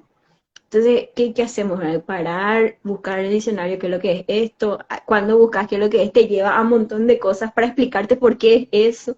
Entonces, y ya a veces no tenemos la paciencia para hacer toda esa ruta, ¿verdad? De todo lo que significa algo hasta llegar a ese párrafo que no entendías, ¿verdad? Entonces, muchos problemas de escritura devienen de esa dificultad de lectura. O sea, yo creo que escribir, justamente escribir cualquier cosa, escribir un ensayo, una tesina, una tesis, ha de ser, si son tres partes, dos partes estás leyendo y una parte estás escribiendo. O sea, lo que menos haces es escribir. Para escribir este pedacito tuviste que haber leído un montón. Y esa es la gran dificultad que tenemos todavía, por lo menos en la carrera en la que estoy, ¿verdad? En el sentido de que los estudiantes quieren escribir nomás. Pero claro, te llegan a 2 páginas, 3 páginas, porque no hay mucho que escribir si no leíste mucho. O sea, no estás posicionado. Y a veces pasa también, ¿verdad? Que tenés ideas, pero muchas veces tus ideas son así como comentarios que no están hilados a un contexto, no están dialogando con cosas que ya existen y te crees como dueño e inventor de lo que estás pensando. Mm. Entonces, eso también es un poco luchar contra ese ego cuando escribimos, ¿verdad? No somos tan genios así. ¿Será pico que alguien no pensó ya sobre esto también? Entonces, dialogar con lo que ya hay y a partir de ahí producir, ¿verdad? Ese diálogo también es un poco difícil de hacer porque choca pues con que todo, increíble, increíble, todos cuando llegamos a esa instancia de tesis, tenemos la idea, esto es lo que hace falta, este es el vacío que yo tengo que cubrir en la investigación. Y ya hay gente que ya escribió sobre esto.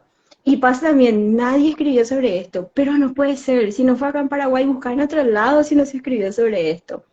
Y no encuentro tampoco, profe. Y después te vas en el buscador y pones así palabras clave, o sea, son estrategias, ¿verdad? Y tú te empiezan a aparecer las cosas. Entonces, nos cuesta hasta comunicarnos con la tecnología para que nos dé información. Es un complejo así de dificultades que se dan, ¿verdad? A la hora de abordar el escribir, el leer, que, Expresarse y también. expresarse exacto. Y todo está ahí a nuestra mano, ¿verdad? Muchas veces pasa que uno espera que le responda la gente, ¿verdad? O uno espera que alguien te ayude. Y todo tenés ahí a mano, ¿verdad? Pero, profe, nunca luego me respondiste cuando tenías que poner en YouTube nomás cómo se Mm. escribe tal cosa, ¿verdad? Entonces, pero y ahí está otra vez lo otro, de transferir así la responsabilidad, transferir a otro que no soy yo, ¿verdad? El responsable de mi propio crecimiento. Entonces, eh, es muy interesante el tema de la educación, ¿verdad? Mm. Todo lo que influye en que una persona tenga ganas de aprender y en esas ganas de aprender que genere sus propios métodos para encontrar el aprendizaje que quiere, ¿verdad? Esa autonomía del aprendizaje es algo, por ejemplo, que a mí también me gusta desarrollar bastante, que uno sea autónomo en lo que quiera aprender. ¿Quieres saber sobre esto? Investiga así, te digo cómo podés mirar y anda a ver qué encontrás, ¿verdad? Entonces, que uno pueda encontrar sus propios métodos es súper importante. Yo Bueno, hace mira. poquito, yo tengo un alumno de matemática Mm, y hace poquito, o sea, él está estudiando para el ingreso a enfermería y, o sea, no sé si está por ahí, así le voy a confesar algo por ahí si se conecta. Em, Nada, es como que yo le estaba enseñando, era un tema nuevo y ya le mm, mostré, ¿verdad? Pero después le di el ejercicio y me alejé un poquito y estuve mirando ahí y yo pensé, ¿será que me voy, hago el ejercicio con él así paso por paso? Mm, Porque suelo hacer eso. O dije, bueno, en ese momento lo que decidí fue, necesito que se equivoque y necesito que él me diga qué es lo que quiere saber. mm. Entonces yo ahí dejé y se equivocó y entonces también le digo eso, yo necesito que vos armes tu pregunta, que vos generes tu duda y que vos aclares primero tu duda para después ver hacia dónde caminar, le digo. Y Ujú. hacemos. Y a veces le digo, por ejemplo, ¿qué vas a hacer acá? Y explícame qué vas a hacer y por qué vas a hacer. Y ese tenés que mover acá y sumar acá con este, y por qué va a ser, y por qué, no sé, o sea que es, no sé, tener esa paciencia, ese trabajo, o sea, todas esas cosas, y hay que laburar, o sea, con lo que te queda, Sí. y para poder hacer yo eso, la verdad que tuve que estudiar muchísimo para explicarle un problema a un sistema de ecuación, tuve que, no sé qué, 300.000 ejercicios tuve que hacer, ¿verdad? Ujú. Bueno, Eso se sí, llama metacognición, ¿eh? No es algo que nosotros estamos inventando ahora, ni algo que para quitarnos la genialidad también de encima. no, No es, no, claro, es claro, algo intuitivo también que varios profes lo desarrollamos por la práctica porque nos damos cuenta que así funciona mejor el aprendizaje. Pero esto es una teoría que está estudiada, también se llama la metacognición, esa conciencia de cómo funcionan tus procesos cognitivos, ¿verdad?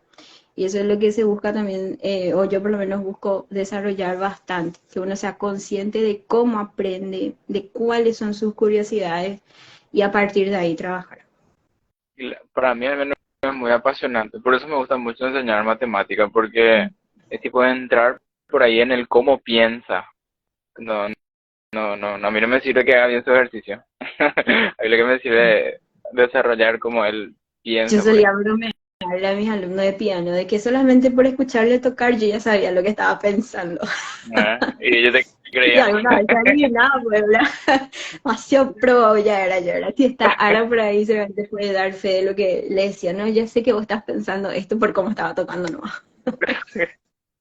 Profe, tengo dos preguntas y después pasamos hacia la última sección, porque dibujo y te imaginas, pero acá veo que está disminuyendo así la cantidad Tipo, de personas ¿cómo? y como es hora de dormir ya. Bueno, tengo dos, tipo, cómo iniciarse en la investigación, no sé, por lo menos leer algo, adentrarse, le gusta un tema, le interesa, y no sé si hay algunas líneas de investigación musical en el Paraguay, cuáles son, o cuáles faltan, no sé.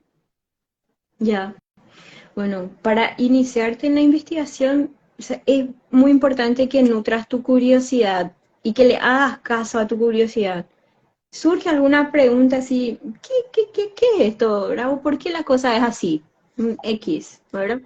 ¿Qué sé yo? ¿Por qué hay una relación de dominante tónica?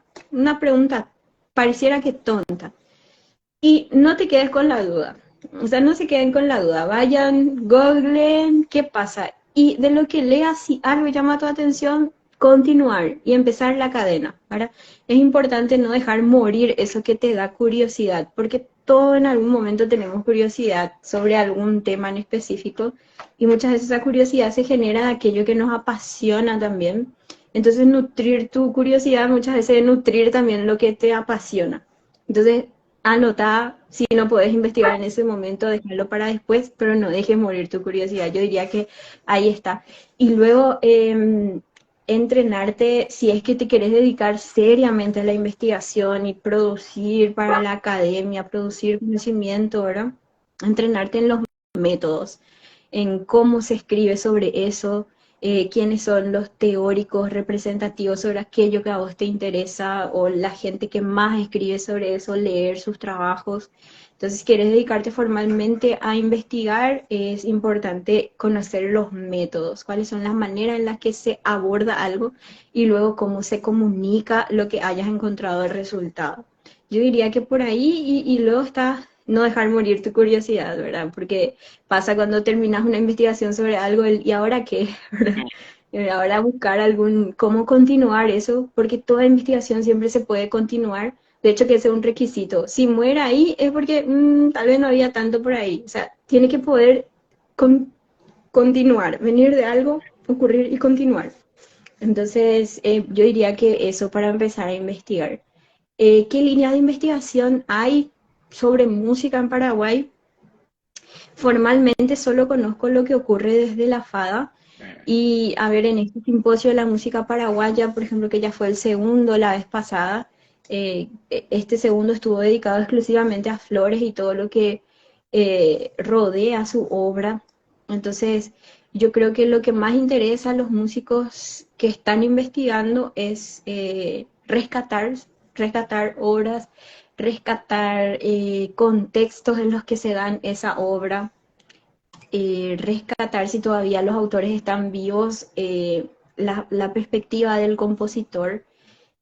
También se está estudiando bastante sobre cómo ocurre la educación musical, justamente la línea que estábamos trabajando desde la FADA, pero también desde antes ya se trabajaba en las tesis, cómo se enseñan los conservatorios, cuáles son los métodos más utilizados.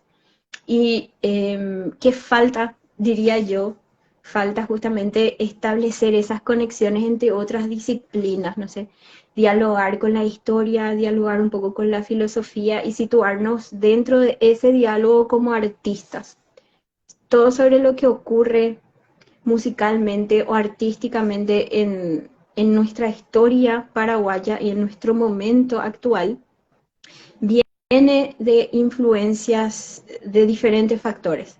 Entonces, poder hacer ese diálogo interdisciplinar, por ejemplo, es algo que para mí todavía falta. A veces todavía nos quedamos en la investigación con cosas muy descriptivas, como muy de lo que está plasmado en la partitura o en el audio, y nos olvidamos a veces de dialogar en por qué esto ocurre así, por qué tal grabación funciona así, qué pasaba en el contexto social histórico, ¿verdad? Cosas, establecer ese diálogo me parece que falta. Y la otra gran dificultad es que, bueno, las maneras en las que abordamos la investigación muchas veces vienen, lo que solemos dialogar en el Ateneo con el profe Manuel, por ejemplo, es que vienen de Occidente, ¿verdad? De formas que funcionan para la música occidental, eh, erudita, pónganle, y que nos son insuficientes para nuestra realidad musical. Qué sé yo, nos faltan algunas formas de describir la teoría que está formada para la música europea, no nos alcanza, parece, ¿verdad? Entonces es importante empaparse así de algunos autores latinoamericanos, tal vez o iberoamericanos, que justamente hacen ese diálogo de cómo podemos conectar o generar una teoría o una forma de mirar la música en nuestro contexto latinoamericano, que el profe Manuel dice siempre que es de la periferia, ¿verdad? Nosotros no estamos en el centro del mundo, ¿verdad? Nosotros somos la periferia, apenas nomás nos alcanza, pareciera, algunas gotas de cultura o de alta cultura. Entonces, ver cómo eso, cuidado que no estoy diciendo que nuestra cultura es inferior ni nada de eso, pero a veces los métodos no nos alcanzan, ¿verdad? Necesitamos también formas de mirar nuestra música latinoamericana que se generen desde este contexto. Sí, Sí, hay muchas cosas por decir en esa parte. sí. Por ejemplo, yo sé de varios profes que presentaron propuestas en simposio, por ejemplo, hablan del tema del colonialismo, de la corriente del decolonialismo, eh, Ujú. no sé, la influencia de Occidente eso para con nosotros, la forma como se mira la música, que no sé, lo académico. Ayer estaba viendo un video del profe Pedro, que una reflexión suya sobre la música clásica y la música popular, ¿verdad? Y los problemas de cada uno, de repente, y muy interesante, ¿verdad? O sea, cada cosa en esa parte que mencionaste y nada, un laburo por seguir haciendo. Creo que se van caminando de a poquito, pero con que gente se vaya interesando y estas conversaciones que nosotros vayamos teniendo, ya yo sé que hay gente que le interesa o que por lo menos tiene la duda, ¿verdad? Ujú. A veces no saben nomás con quién hablar o no hay también los espacios más idóneos para reflexionar, pero es un camino y va por ahí. Ujú. Y último en esta parte de investigación y después pasamos a la última parte que es el random de preguntas. Si hay algunos trabajos que vos puedas recomendar sobre investigación musical producidos en Paraguay que vos consideras que yo me acuerdo que te pedí una vez y me pasaste, pero se me perdió ya ese chat los libros sobre música paraguaya, por ejemplo, que se hacía y creo que era el simposio el primer simposio y no me acuerdo más. Ujú. Yo tengo acá un hito que él Ujú. creo que de Mauricio Caruso Campos Investigación, creo que una serie de 5 o 6 libros, pero hay una parte exclusiva que es sobre música y no sé, que vos recomendás. Acá anoté yo así, trabajos de investigación musical producidos en Paraguay que consideras indispensable de leer? Yo creo que el libro base, así que todos tenemos que leer unas cuantas veces, como dice el profe Manuel, es el de Música y Músicos del Paraguay de Boetner. Eso fue reeditado, creo que por séptima vez más o menos, así que está disponible en las librerías. Música y Músicos del Paraguay de Boetner. Ahí nos da un pantallazo de la música en el Paraguay desde la colonia. Hay algunos detalles sobre música indígena también y un poco hasta la década de los 60 70 más o menos. Y luego, continuando eso, también ya está el libro del maestro Florentín Jiménez, que también es importante de leer. El maestro Luis Arán también escribió varios libros sobre músicas de las reducciones, además de partituras que publicó. Creo que sus libros no están más disponibles a la venta, únicamente hablando con él, de repente se consiguen. Tiene su diccionario de la música en el Paraguay también. Entonces son como literatura base, así, ¿verdad? Luego, páginas importantes que hay que seguir, por ejemplo, la del Ateneo Paraguayo, que cada tanto publica también reflexiones, investigaciones El, sobre el, lo que de, se va descubriendo en su archivo. el del Centro de Investigación Juan Max Bodner, que es también del Ujú. Ateneo, ese sí. Exactamente. Luego está también los TFGs que son producidos, por ejemplo, en la licenciatura en música, que se pueden descargar desde la página de la FADA. Entonces ahí uno se va enterando de, por lo menos de los de los estudiantes de la licenciatura en música de la FADA, cuál es el interés sobre qué se está hablando, ¿verdad? Eso está disponible en la web, en Todos Somos FADA. Y eso, creo que por ahí ya hay bastante para leer. Están los documentos del simposio, del primer simposio de la música en el Paraguay, que son unos artículos que fueron recopilados y creo que van a salir también los de este segundo simposio. Entonces ahí nos vamos enterando quiénes son los que están escribiendo, sobre qué están hablando, cómo están hablando. Y es siempre poder hacer una lectura crítica sobre eso es algo muy útil, ¿verdad? No necesariamente creer todo lo que ahí se dice como una verdad absoluta, sino que dialogar con eso, no sé, que alguna cosa nos haga ruido y que nos permita continuar investigando. Creo que esas son bibliografías básicas. Me acuerdo de lo que dice el profe Mano. Mm. No, ustedes no me crean a mí, vayan, investiguen. Era así, pero estaba bueno, la verdad que, eh, no sé, como beneficio la duda, o sea, hay que tener respaldo. Y bueno, Ujú. así acaba la parte intelectual de la conversación. En Ahí va, total ya estoy hemos con la última hablado, pregunta. profe, a ver cuánto ya hablamos ya. 1 hora y media ya hablamos. ¿En serio? Sí, Ni se sintió. no, yo acá estoy livianito todavía. Bueno, Bueno, y pasamos a la última parte que donde para conocerte un poco más y algunas recomendaciones que, que, que suelo hacer, le tocó al profe Diego y también, bueno, la primera parte dice álbumes que vos recomiendes. álbumes, discografía. Pues sí, sí, Sí. sí. Ay, a mí me pasa con los discos, si mi esposo está por ahí, va a confirmar que tipo escucho 1000 veces el mismo disco, así todo de seguido, todo de seguido, todo de seguido, hasta saber de memoria por ahí. A ver, Uno, el yo puedo decir último uno. que... Sí, decime uno. No sé, felicidad y de verdad, puede ser. Sí, felicidad, de Berta. Sí, ese me tocó de cerca luego, porque justo estaba en la OSN cuando grabamos, entonces le conocía y en persona por primera vez a Berta y fue así una cosa impresionante, uno de mis sueños cumplidos. Y encima trabajar con ella, aunque sea un poquito de lejos, pero también ahí en su proyecto, bah, eso fue fantástico. Y la música de ese álbum es bella porque son arreglos así de Pop y Espatoco que son, parecieran que sencillos, pero funcionan así a la perfección, ¿verdad? Pura magia son esos arreglos y la guitarra de verdad espectacular como siempre, ¿verdad?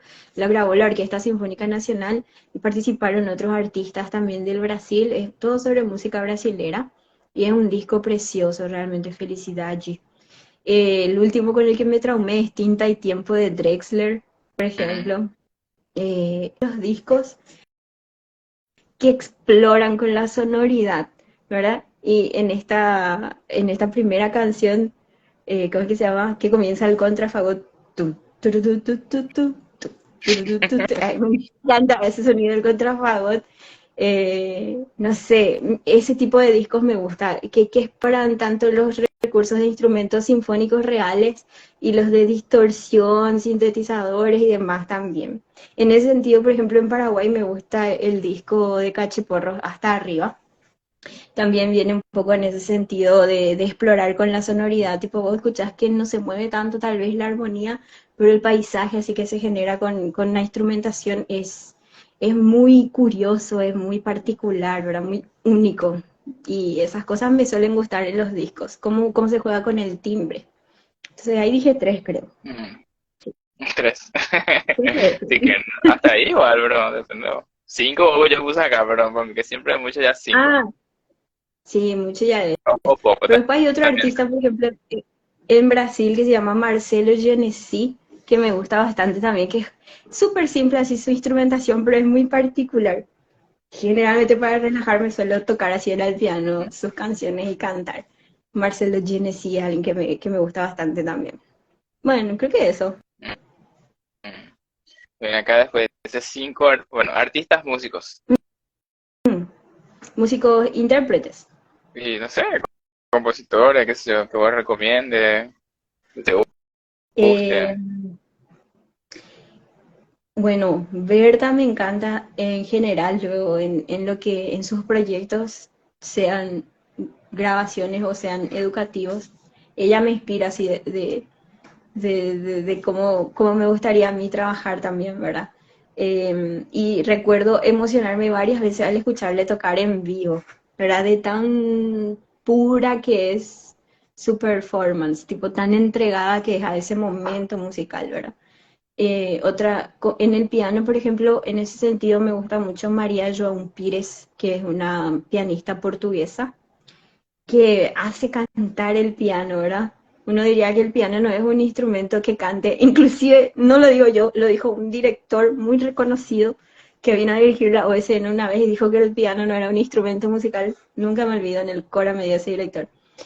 Eh, no voy a decir quién es, pero algunos músicos seguramente se van a acordar. El piano no es un instrumento musical, porque no puede hacer creyendo y demás, por ejemplo.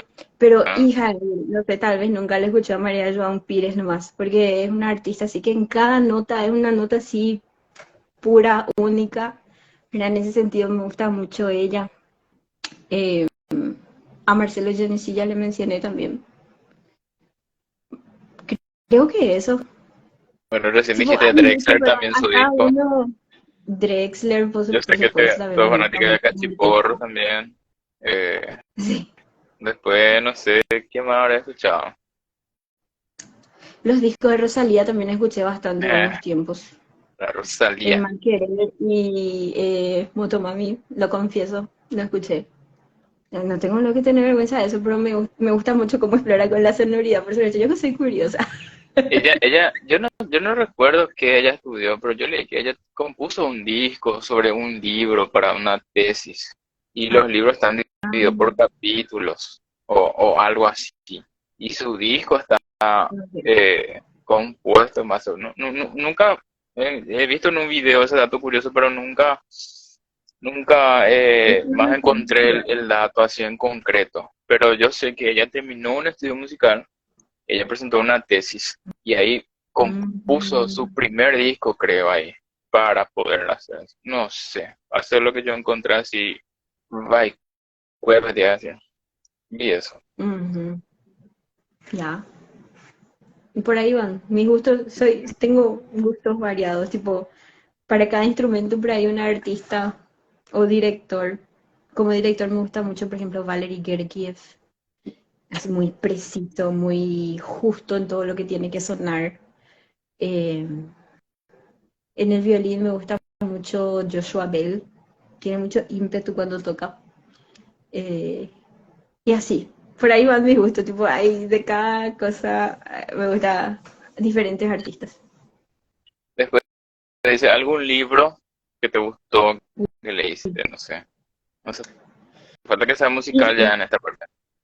Bueno, porque libros también tengo para todos los momentos, ¿verdad? Por ejemplo, musical. Y de educación musical, uno muy interesante es de Kate Swanwick, Música, Pensamiento y Educación se llama, que justamente Mm, explora esa relación entre la psicología, hace como un relevamiento histórico primero de cómo se fue estudiando el tema de la relación entre la música y cómo reacciona la psiquis, póngale usted, podemos ponerla así, ¿verdad? Porque también menciona estudios fisiológicos y demás, pero sobre todo se preocupa de cómo tenemos que pensar la educación musical a partir de cómo se reacciona psíquicamente a ella, a la música, ¿verdad? Entonces es un libro muy, muy interesante para los educadores musicales. Está en la Play Store, se puede comprar por ahí. Em, Después tengo que confesar que soy fanática de la saga de Diana Gabaldon de Outlander. mm. Tipo, me leí todos los libros. Son libros así de 1000 páginas. Así que leo muy rápido. Entonces, leo muy rápido. Voy a dejar hasta ahí. Y ahí añado ya que la serie también me gusta, pero me gustan más los libros. Diana Gabaldon Mm, es la autora. De ficción leí bastante. Leí también Harry Potter, leí los de James. Eh, me gusta que es ficción, tipo fantasía en los libros. Me gusta más la fantasía que lo más dramático, así, en general. mm. Y después ¿Comida tengo libros favorita? de... ¿De qué? Ah, bueno. Seguir No, de más. filosofía también. Hay algunos libros de filosofía que leí, tipo ¿Para qué sirve la filosofía? De Darío, sí, es un apellido raro, pero si buscan ahí ¿Para qué De, sirve la el filosofía de Darío? Les va a Argentina. aparecer. Mm. En la Argentina, exactamente, no sé qué cosa es ese apellido. El mundo de Sofía también llegué a leer, que es algo así como una Una mezcla ahí historia. entre historia y algunos personajes, ¿verdad? Sí, Creo que todo lo que es así, como que me cuente una historia es lo que me gusta, ¿verdad? Y después hay que leer también los clásicos. Pero confieso que tengo una deuda pendiente ahí en volver a leer. sí, pero acá quiero buscar ese filósofo. Darío, filósofo argentino. Ah, acá está. Thanks. Rambo. Muy interesante porque cuenta así sobre algunos, como algunas nociones de la filosofía, pero también es a través de una historia de un viaje que supuestamente él hace, ¿verdad? Y los fundamentos así filosóficos los desarrolla como cínicamente, diría yo. Es un libro interesante, realmente. Y eso se vende aquí en Paraguay, ahí en las tiendas. Varios libros de él. Ya. Dice, comida favorita. Mm, ay, me gusta comer. Creo que nada le supera así a un buen asado con chipaguazú y ensalada. Unas picañas, ajo, sí. Me gusta mucho la carne. Criatura luego, soy muy carnívora. Sé que no es tan saludable, pero me gusta mucho. Entonces, yo diría que así un buen asado con chipaguazú es tipo mi comida por ahí. Con Las pastas limón también me o gustan. sin limón. Sí, con limón, con limón. Con grasita. Ah, sí o Ahí sí. está mi tío. Juan, que él siempre me corta así un pedazo con grasita que me gusta. ¿Tu cumpleaños cuándo es, profe? El 20 de febrero, y cuente lo que va a ser el primer día de clases de este año en la facultad. ¿Ya? ¿Sí? ¿Va a empezar en febrero ya?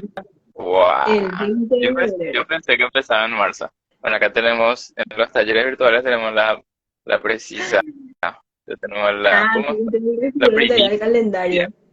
La primicia. Mm. Sí, 20 de febrero, el lunes. También es mi cumpleaños. Eh, qué bueno, dice algún artista que quieras, que quisieras conocer. En persona. Eh, Igual, esta parte también entra, por ejemplo, a alguien que ya falleció, inclusive. mm, no sé. No sé ahora mismo. Creo que me gustaría mucho escucharle en vivo, por ejemplo, a María Ron Pires, realmente. Mm. Eh, Creo que debe ser muy mágico escucharla así en persona. Ella parece una señora tan callada. No sé, me imagino, por ejemplo, caminar con ella así a su lado sin decir nada. Mm, Pienso que debe ser así, una experiencia interesante. ¿Algún deporte? Ahora mismo, nada. Alguna vez practiqué taekwondo. Alguna vez practiqué taekwondo. Fui a competir a Brasil y todo, pero lo dejé cuando tenía 13 por ahí. Sí. Ah, No me gustaba pegarle a mis compañeros. Me gustaba la parte de las fórmulas y eso, pero no me gustaba ah, la pelea. de, Aparte tuve que elegir también, entonces dejé el taekwondo. Pero después de eso practiqué natación también un tiempo porque casi me ahogué y tipo me mm, mandaron a estudiar.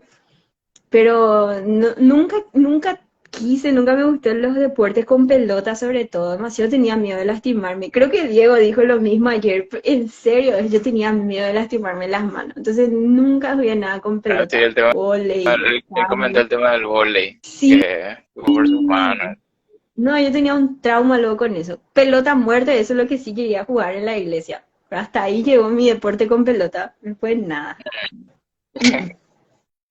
¿Alguna película, profe? Mm.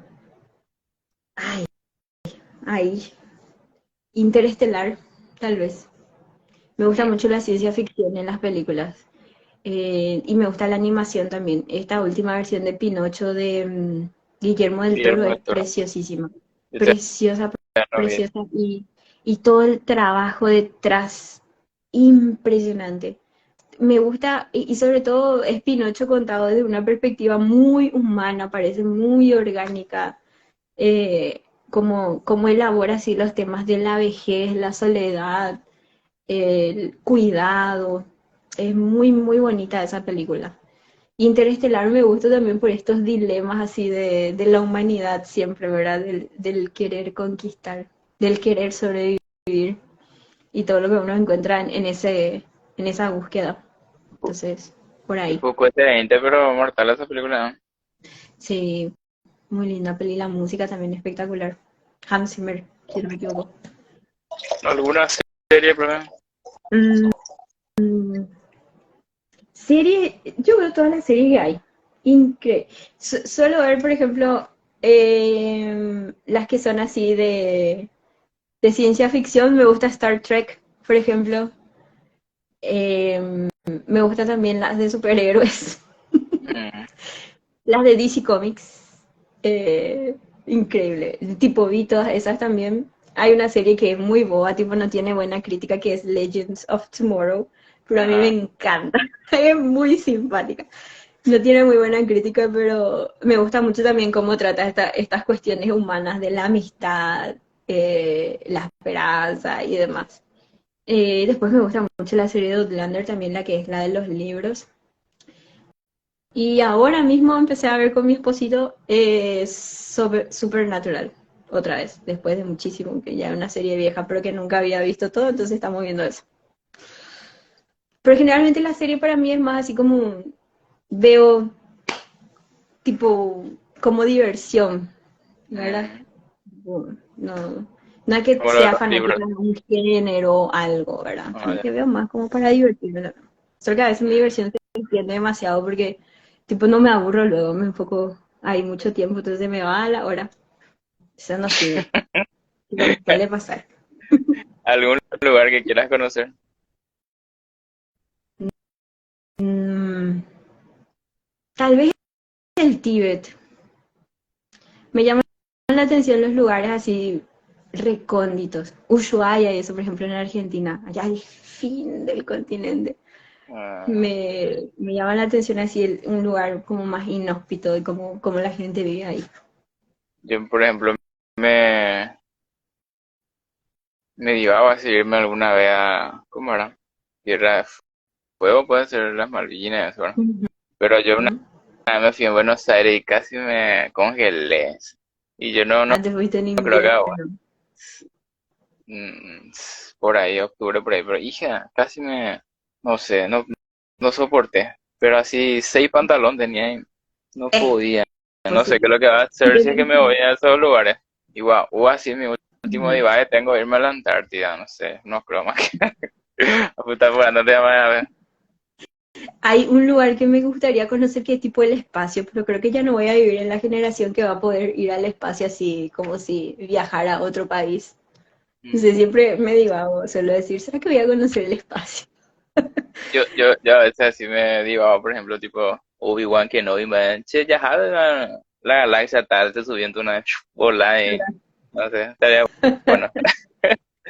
Pero ya no nos va a tocar, creo, a nuestra Y generación. creo que no. Y creo que no. Porque vos hablas más de un idioma. Y hablo castellano, guaraní, porque me crié con mi bisabuela y hablábamos mucho guaraní y portugués. Un poquitito, casi nada en inglés, tipo lo que necesitamos para sobrevivir con los materiales en inglés. Pero, o sea, si bien portugués, español y guaraní. Y la Y portugués expectativa, porque, bueno, algunos saben acá ahora, pero mi esposo es brasilero, entonces hablamos una mezcla así entre perdón, portugués y español siempre. Para algunas cosas hablamos portugués, para algunas cosas hablamos castellano.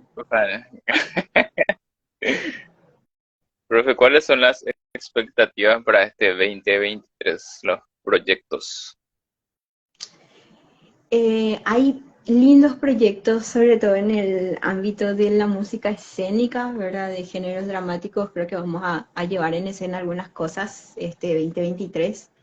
Estaría tocando mucho otra vez, que es algo que me gusta bastante, que estuve dejando un poco de lado, el piano. También es un año en el que espero publicar algunas cosas, entonces creo que va a ser más bien un año en cuanto a la publicación y demás, de cierre de algunas cosas que se venían trabajando. Y estamos preparando ahí a ver qué más estudiamos. Ahora siempre nos mantenemos estudiando, pero a ver hacia dónde más vamos. Un poco por ahí el proyecto. Año de cerrar algunas cosas y de preparar otras. Qué bueno. Mm. Profe, mira, aguantamos 7 minutos más y hacemos 2 horas o que dejamos hasta acá. No, así que mira, hay 11 personas, no sé si nadie tiene preguntas, Ah, si por ahí alguien eso quiere también preguntar pueden algo. hacer, podemos dejar estos pequeños minutos, pueden hacer preguntas. De mi parte, profe, muchísimas gracias por aceptar por la invitación. Eh, Ujú. hasta aquí llegamos, dice el chofer del colectivo cuando se descompone. Y nada, eso. Muchísimas gracias por aceptar y nada, pueden tirar sus preguntas o dejamos hasta acá. No, Aine, gracias a vos. Gracias a vos, Iván, por el espacio y por estirarme a esto también. Que no sé por qué yo no me animo, da gusto, da gusto, sí, ¿eh? sí, da gusto. Capaz este año me animo también a hacer un poco más de esto, Por ahí, mostrar un poco más lo que estamos haciendo, ¿verdad? sí, esas cosas que de repente conversamos siempre así espontáneamente, no sé, podemos hacer una serie de lives también que hablen de ciertos temas y eso se queda Sí. todo. Yo, por ejemplo, esto guardo en mi Instagram y subo después en YouTube y se queda como respaldo e inclusive documento también. Ujú. Y eso. La verdad que sí, es muy interesante, tengo que animarme. Aquí está Joaquín Lescano también, que yo tengo los mejores estudiantes del mundo. Mis estudiantes me hacen hacer cosas así que yo no me animo y tipo ellos me obligan.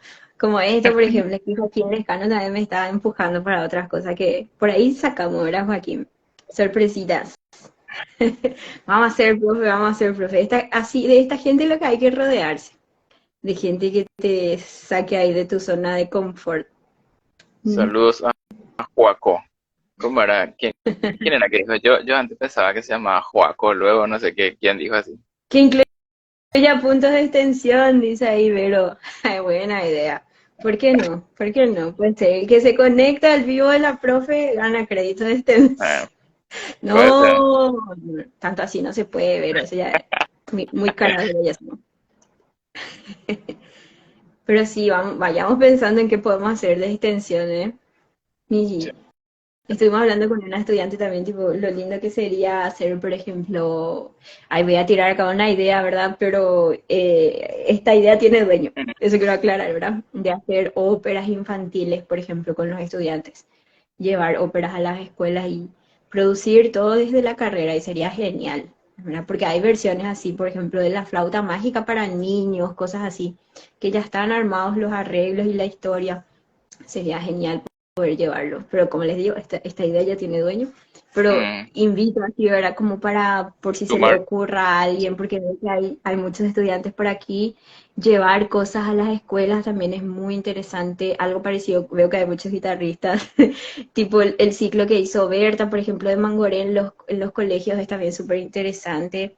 Entonces, todo eso puede servir como proyectos de extensión. Un día podríamos hacer una live sobre cómo funcionan los proyectos de extensión, ¿verdad? sí, Algunas ideas, cosas así. Vamos a esperar que comience la facultad y ahí nos encontramos más por Instagram. sí, sí, está bueno. ¿Verdad? Sería genial. Bueno, Bueno, profe, muchísimas gracias. Para mí un placer siempre hablar contigo. Eh, y nada, un gustazo compartir siempre con vos. Que ya. éxitos para todo lo que te propongas este año y nos vemos por ahí, Ahí siguiendo, nos vemos. estudiando, proyectando, haciendo cosas y pasándola bien por sobre todo. Ojalá. Y haciendo música también. Muchas Eso. gracias, Iván, por la invitación, por el espacio. Y gracias a todos por quedarse también. Dale. Gracias, profe. Un Bueno, abrazo grande. un abrazo, adiós. Chau, chau.